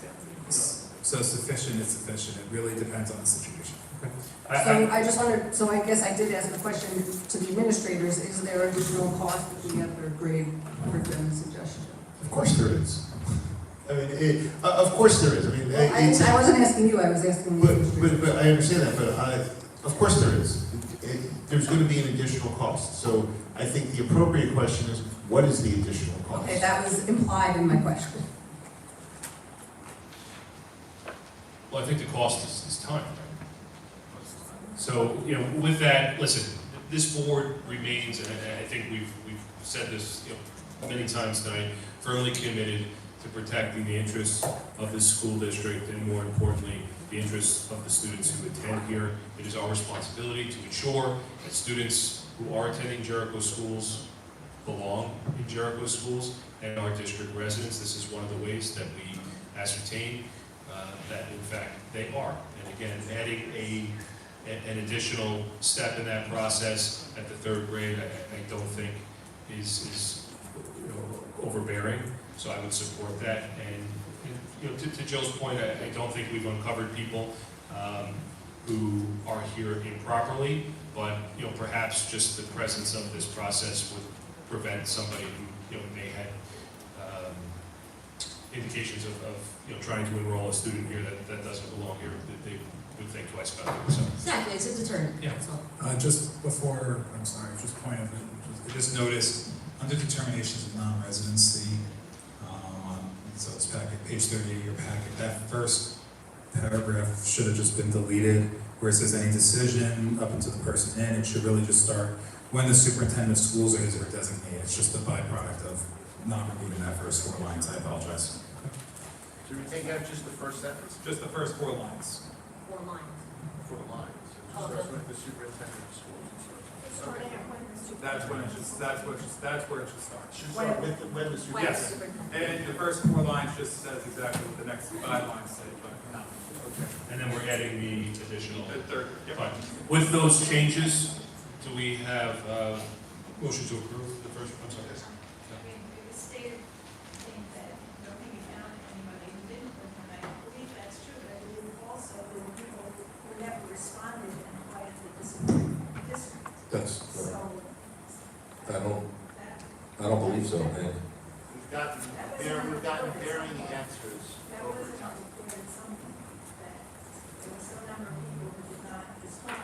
Well, Well, then this had its intended effect, because, it's meant to, number one, establish that students who are here belong here, and eventually. and if you're not, and if you have intentions of trying to obtain services that you're not entitled to by law, perhaps you should think twice. Wonderful. With those changes, do we have a motion to approve? Joe? On the first reading? Motion or a vote? A vote to approve the first reading. All right, so we have unanimous vote to approve the first reading. Wonderful, thank you. All right, moving on, acceptance of first reading policy 7131.1, attendance zones. Recommended vote should be it resolved, the Board of Education accepts the first reading of the following policy, policy 7131.1, attendance zones. Do I have a motion? Jen, second. Divya, discussion? And the changes to this are the highlighted language? Correct. Everything else is exactly the same? Correct. Mr. Perlman had recommended this change at the last public session. So basically to memorialize the practice. Correct, Sam? Correct. I didn't know it was no practice, it was sort of up in the air whether it's the actual practice, but yes. We have a vote to approve? All in favor? No opposed? Unanimously carried. Thank you. I'm sorry, I'm gonna just jump in for 1 second before we finish new business. I would like to make a motion. I move to suspend the rules to allow the introduction of a resolution that is not on the agenda. Can I, is there any? Yes, somebody has to make a motion and a second. Wait, you're making. I'm making the motion, somebody has to make the second. Anticipation, I'm gonna second. You just waiting to hear it. Of course you are. Oh, my goodness, Mr. Chuck. I would like to introduce the resolution authorizing the commencement of Article 78 regarding regionalization, and I have the language here. I'm not sure, do I need a second before I read it, or? I need to read it first, okay. Whereas the New York State Department of Education has published emergency proposed rules titled Development and Implementation of Regionalization in the New York State Register, and any amendments, modifications related, or readopted rules associated therewith, collectively the rules, whereas pursuant to a separate Board of Education resolution, the Board of Education retained. Slow, slow, I'm trying to listen. Okay, I apologize. Wait, sorry about that.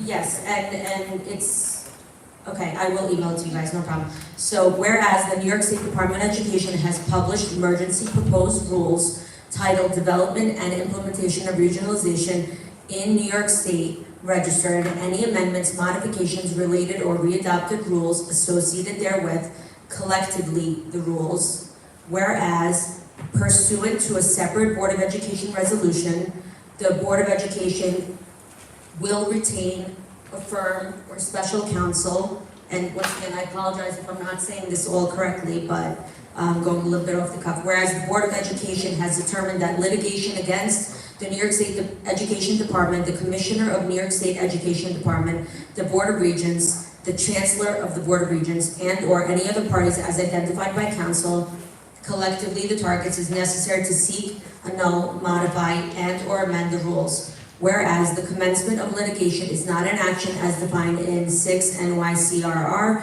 and therefore no further SECRA review is required. Now therefore be it resolved that the Board of Education hereby authorizes, and we can pick the firm later because we haven't really discussed this, but that's not the importance right now, is to commence litigation by complaint or Article 78 petition filed in a court of appropriate jurisdiction as determined by counsel against all or some of the targets and any other targets identified by counsel to seek to annul the rules, as well as for costs, attorney fees, interest, associated declaratory relief, injunctive relief, and such other relief under any and all causes of action deemed appropriate by counsel.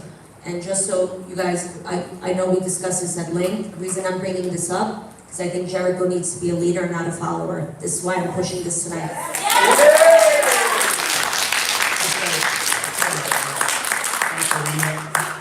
Who wrote this? This is just a sample. We can make any language Sample changes. from where though? Then this is language been used by other school districts. But there was obviously a law firm that prepared this. They're a law firm, Regano, let me find it, Regano, firm Regano LLC. But So I just Any- wanted to, any- you're any- using saying being a leader, but that's being a follower, if you're following. well, Jared got, well, we could, if we want to rewrite this right now, I could stay here. I have no problem to stay here for the next 2 hours. Mr. Goodside can help us rewrite this. No problem. This is a sample. Appoint special counsels because technically Ingerman Smith, as well as every school law firm, is conflicted out of these. Okay, so that's why we would have to hire outside counsel. So, we don't need to name the counsel, correct, so that's why we could leave that blank and, You We're technically, just- you technically could file it pro se, you don't need counsel period. Right. So, but, right, I understood, I'm just saying you don't Okay. need that paragraph in this resolution regardless. got it. So, I'm making a motion for a resolution for Article 78. So, Mr. Goodstaff, from what you heard, what does this, voting for this resolution obligates us to what? To actually commence it, to consider it, to just authorize the district to do it at some later date? Without having the resolution in front of me, from what I heard from Ms. Dartnall, you are filing an Article 78 from from what that is. So, But we- I heard it, I don't have it in front of me, so I don't know what the exact words are. From what I heard and what I understood from what you said, Ms. Dartnall, it's. I understand that, and Jen, philosophically, If we're filing, it's filing against the rule that's in place today. There is an emergency rule in place today. Even though there is a comment period, we're filing against that rule. but nothing's, again, philosophically, I'm totally with you on this, and I don't object to it. My only concern is I want to make sure we do this correctly. And again, Absolutely. if we don't have standing, so if we do this, and again, I'm happy to do so, but if we do this and we bring it to a court and they say you don't have standing, go home, it's kind of a slap in the face. So I want to make sure if we do this, we do it correctly, we have standing to do so, and my only not objection, my concern is what we've heard tonight from 2 attorneys, is that we don't have standing. So again, I just want to make sure we're on the right side of doing this. Well, Mr. Goodside, are you conflicted out of advising us at this point? Regarding regionalization, yeah. No, regarding this Regarding and regionalization. so The whether we're concept standing of- or The not? concept of making sure you have a resolution that reads, I can help you draft the basic tenets, but with regards to Chris whether has a to question advise as you far as regarding we standing. regionalization, I really, at this point, So you can't answer if we have standing or not tonight? I mean, generally, like I said before, again, there's been no Article 78 filed yet by any entity. Right, And but that's- there- again, there's still. Right, today there's been nothing filed, so boards of education are passing a resolution in order to file Article 78. And that's exactly what I'm trying to do. Does that date of standing, to Mr. Goodstaff, Mr. Chekla, or any other lawyers here, does that go back to the date of the board resolution, or when the litigation is actually formally commenced? Well, the date of standing is when you file, it's what happens when you file. You can do, as I said before, you can do whatever you want now. You can make any proclamation in a resolution. But again, it's to what we said before, Mr. Sheckler and I just said before, regarding what did you want to see, what you are potentially going to be, as opposed to doing something right now. That's your prerogative, not my prerogative. Right. I'm just, Right, but we're That's not what- filing it today, tomorrow, so. it depends on what the So we can resolution. wait for depends on December what 9th to resolution you set. actually file it. I'm just asking to pass a resolution. Are you looking to make the Article 78 a mandatory action by the district? As of today, the language that stands, yes, No, you want to make it mandatory that the district. yes. Does this make it mandatory? I don't know, but again, because if you want the board to take, again, some action on this, I would say that you could do this in a one-sentence resolution. That is, Okay. if we don't get, basically, if they don't change the proposal as it is now, the district intends to file suit. Perfect. Now, no, so Okay. here's the difference. What you're saying is, we are going to file suit. Right, There's no alternatives, there's no discretion. However, when you say we intend to file a lawsuit, that might not please your constituents, because you can intend today, and 2 weeks down the line, you can come back here and say, I never said we were going to sue, I said we intend to sue. And from a lawyer's perspective, and again, those are two very different things. Those are two different things. We are going to sue, or we intend to sue. I will tell you as lawyers, we send out a lot of letters from time to time. I'm sure Mr. Goodstat's firm has done this. We intend to sue you, or not we, but my client intends to sue you if this isn't resolved appropriately. Again, that leads sometimes to compromise, discussion, settlement, because again, as I said, and I think most lawyers, and I'm not somebody that goes to court frequently, but generally the worst place in the world to adjudicate disputes is in a courthouse. That's usually the worst place. And again, I'm not saying we shouldn't sue. I'm saying if you want to declare tonight that you are going to sue, I'm not so sure that's going to work out for what you want to happen. That's all. So you're suggesting the Bahraini approach of. Again. I understand, you're advising that might be better. We intend to sue. I think that sends a pretty good message, but it might not be the same message that you're looking for. isn't my message stronger? Yes, it is, but it leaves no room for It discretion. ties you to an action. That may not That be, means if they that don't may change not their be the mind appropriate tomorrow, action. If they don't change their mind tomorrow, I'm suing. So But there might be a if you different way. If you don't sue, these people can come back and say to you, you said you were gonna sue. Yes. You resolved, and you didn't, Oh, well, and Right, again, but can I- you might can say, I- well, we negotiated, we Can gotta we come do back that. to a board meeting tomorrow and say we're dropping this? Of course you can, but that's an inconsistent position, that's. Well, if tomorrow New York State Department of Education completely changes their tune and they drop it, we could come back and say we're not suing, right? Yeah, but you said tonight, we're suing, Right? I don't think, I'm not Based so on the sure. current state. Okay. So, But you could also, and we have no but guarantee you something's can't, gonna you can't change. file right now. We're not, right, I'm not We're saying not that. asking, Yeah, we're asking to follow what the other Yeah. massive district are doing, that we're saying we're partnering with them. Why do you want to together. follow somebody We that are might not be wrong? following, but Might we be wanna wrong. make Why? sure our We- clients- Why? We wanna make sure our clients-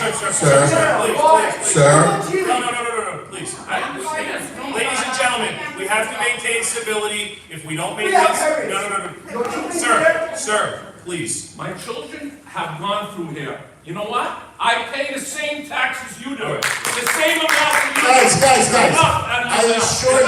Mr. Jekyll. All right. Ladies and gentlemen, please. You should be happy I'm here. We're all I in pay thousands upon thousands Ira, for please. your kids to get a good education. And you know why? Guys, I assure you, I know both of you, you're on the same We're all side. on the same team. You're on the same side, on this one.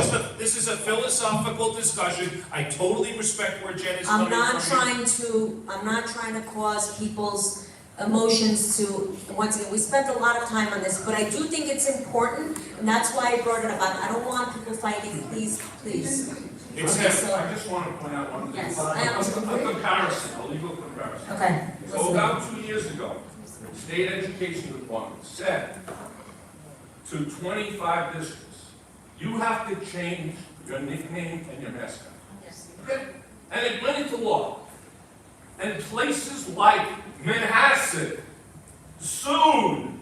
Correct. They ran into court. And guess what? They lost. They lost. So they pounded their chest and they spent a ridiculous amount of money with another 10 districts on the island, and the smart ones backed out of that lawsuit. And instead, they spent money not on the law firms, but on changing the mascot at midfield and changing their scoreboard sign. So the money went to good use. If you're threatening a lawsuit today, you have to go and sue.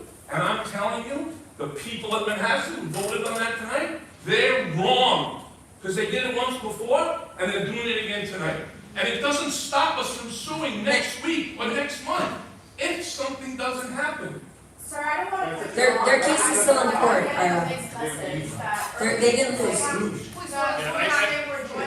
Ladies and gentlemen, I just want to preempt this just a little bit, just to kind of get us on the road, because I do think there's a little bit of a contradiction here. I understand Jen's perspective, and she wants to make a strong statement. This board wants to make a strong statement. What I do want to be sure of is that we do this properly. And again, at 11:15, as an additional resolution where I don't even have the print in front of me, I'm a little concerned with doing that.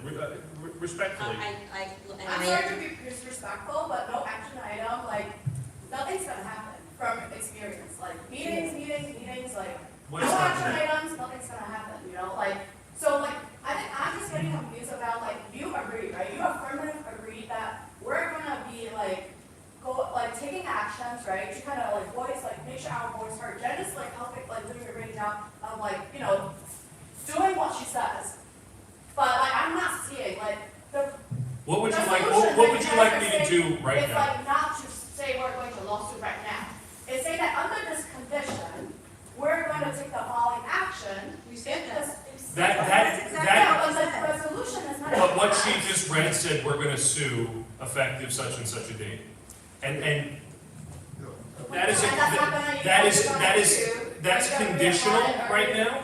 It's just a couple of things, just in the interest of just understanding how this works. Number one, there's a huge expense associated with this, which again, if we have to spend the money, we have it, and we will. I'm happy to vote in support of that. I'm happy to vote to sue the state if they advance with this. Again, I have reason to believe they won't, but again, if they do, we have to take an aggressive stance, and we will. We already talked about writing a letter saying we intend to sue if they don't back down. I mean, if we can pass a resolution tonight, but then we're kind of committing ourselves to doing something irrespective of what transpires. Were the 31 district letters signed yet that we were first to pass around? I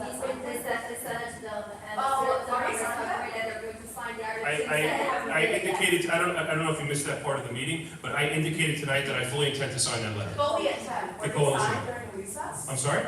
Fully intended, but it's almost past 12, so it's We said, Okay, guys, let's break this into a couple of different things. I'm not speaking for anyone, okay.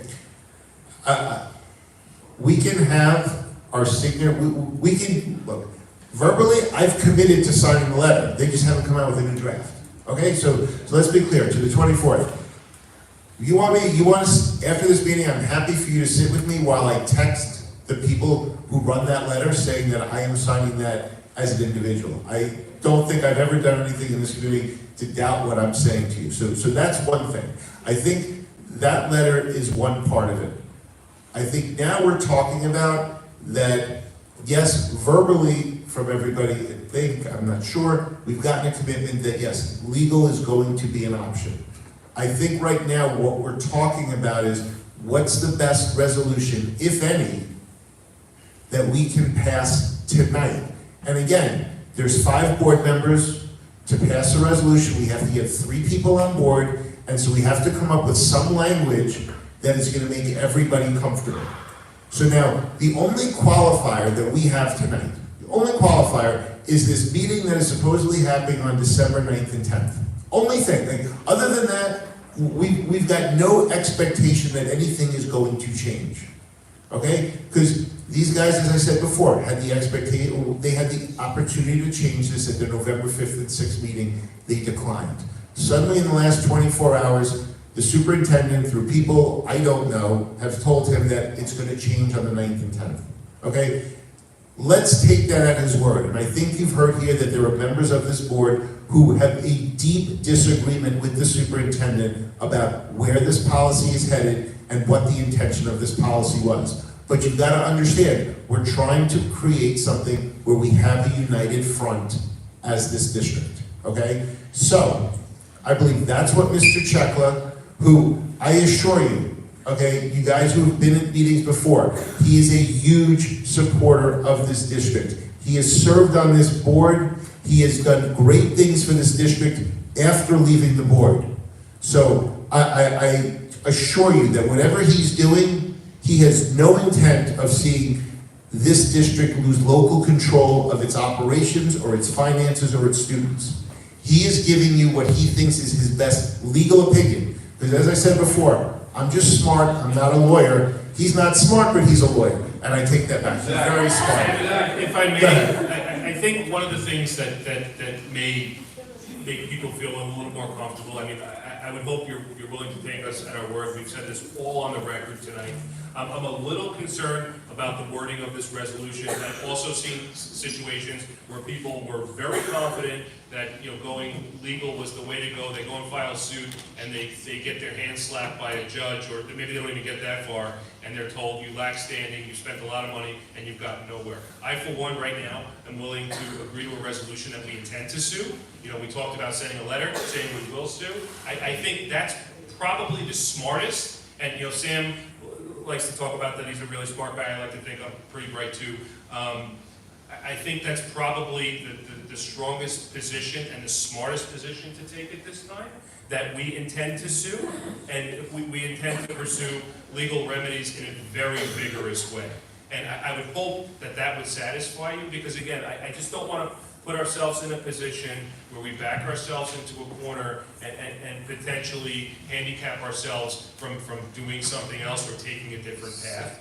So, Mr. Goodside, should we vote on mine and then he can make a motion on his? Because I did, or I could withdraw it? Okay. Are you okay with that? And what, I'm willing to take, yes, I'm okay with that. So I'm willing to withdraw my resolution, and Okay, Barbara, she can just withdraw, right? I can withdraw I'm withdrawing my resolution, and I believe our president is making a new resolution, or you want me to make it?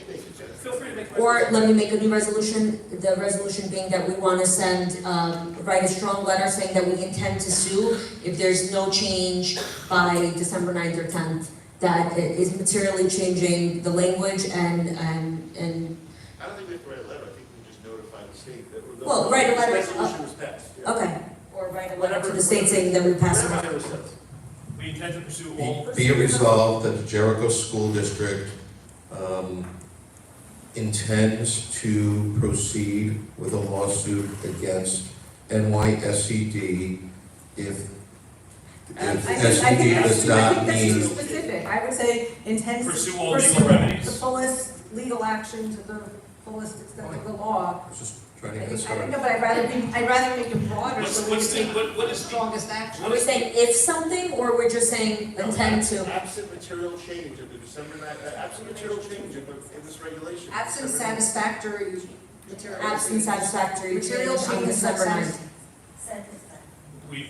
And again, I want to make this harsh, so, not that I'm a harsh individual, but Absent satisfactory material change of the regulation. If they don't withdraw the rule, We if they intend- don't withdraw the rule. Well, we intend to pursue legal action to the fullest extent. If your State Department of Education does not withdraw the You rule. want them to withdraw, not material change. You want them to withdraw. I want them to withdraw it. satisfaction, material No, we change, want satisfaction. we want them to withdraw it. I don't think. Why not? It doesn't have to be, it doesn't have. I think they're gonna take. They would have to start I completely think from they will scratch. take the air out of the balloon, but I don't think they're gonna withdraw, so we have to choose our words carefully. Because if Okay. we back ourselves into a corner, so we write a letter that, or So we we intend pass this to- resolution, if you don't withdraw it, we're gonna sue you. Well, maybe they totally water this thing down, If they so it's don't withdraw, meaningless. but my concern is if they don't withdraw, they're just gonna keep coming after us. Well, then we'll just keep hitting them back, but that's fine, but I understand, but you have to, as long as me and you are on the same page, they'll always find another way. In a year from now, when we say that this. I think we and- all. Can we just do an and/or withdrawal? Absent satisfactory change and/or withdrawal of the regulation. We intend to pursue, Yes. legal Legal action action to to the the fullest extent of the law. And let's take a vote of the whole room. Yes, no? Yeah. I'm joking. All right, we have a motion on this? Second. Second, okay.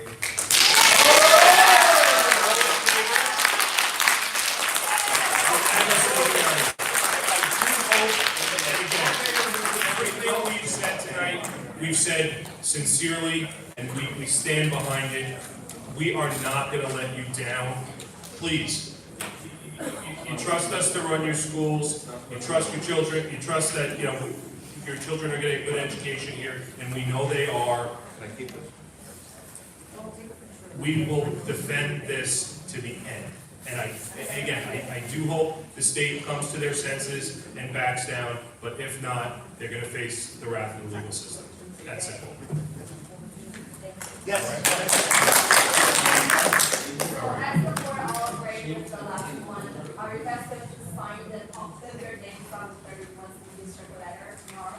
Stamp myself and Yes, as they are also agree with. We don't know, they'll let you know on the 24th. We will, they'll get back to you on that, but again, from what I heard from Jill and Debbie, and again, I don't speak for them, they wanted to review the language of the letter, and I think that's a responsible thing to do if it hasn't been, thoroughly reviewed.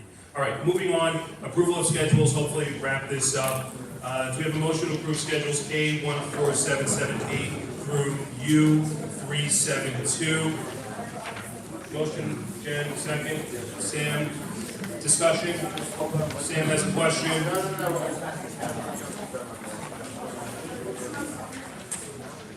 We good? All in favor? Any opposed? Unanimously carried. Before we adjourn, I want to first off, thank everybody for coming tonight. It's been a long night. I think this community has come together in a powerful and meaningful way, and with that, you have achieved success and change, and more importantly, I think that it brought the community together in a way that perhaps we haven't come together before. So I thank you for your support and standing behind Jericho Schools and doing what's best for our community. I wish you and your families a very happy and safe Thanksgiving. And with that, a motion to adjourn. Second. All in favor? Unanimous.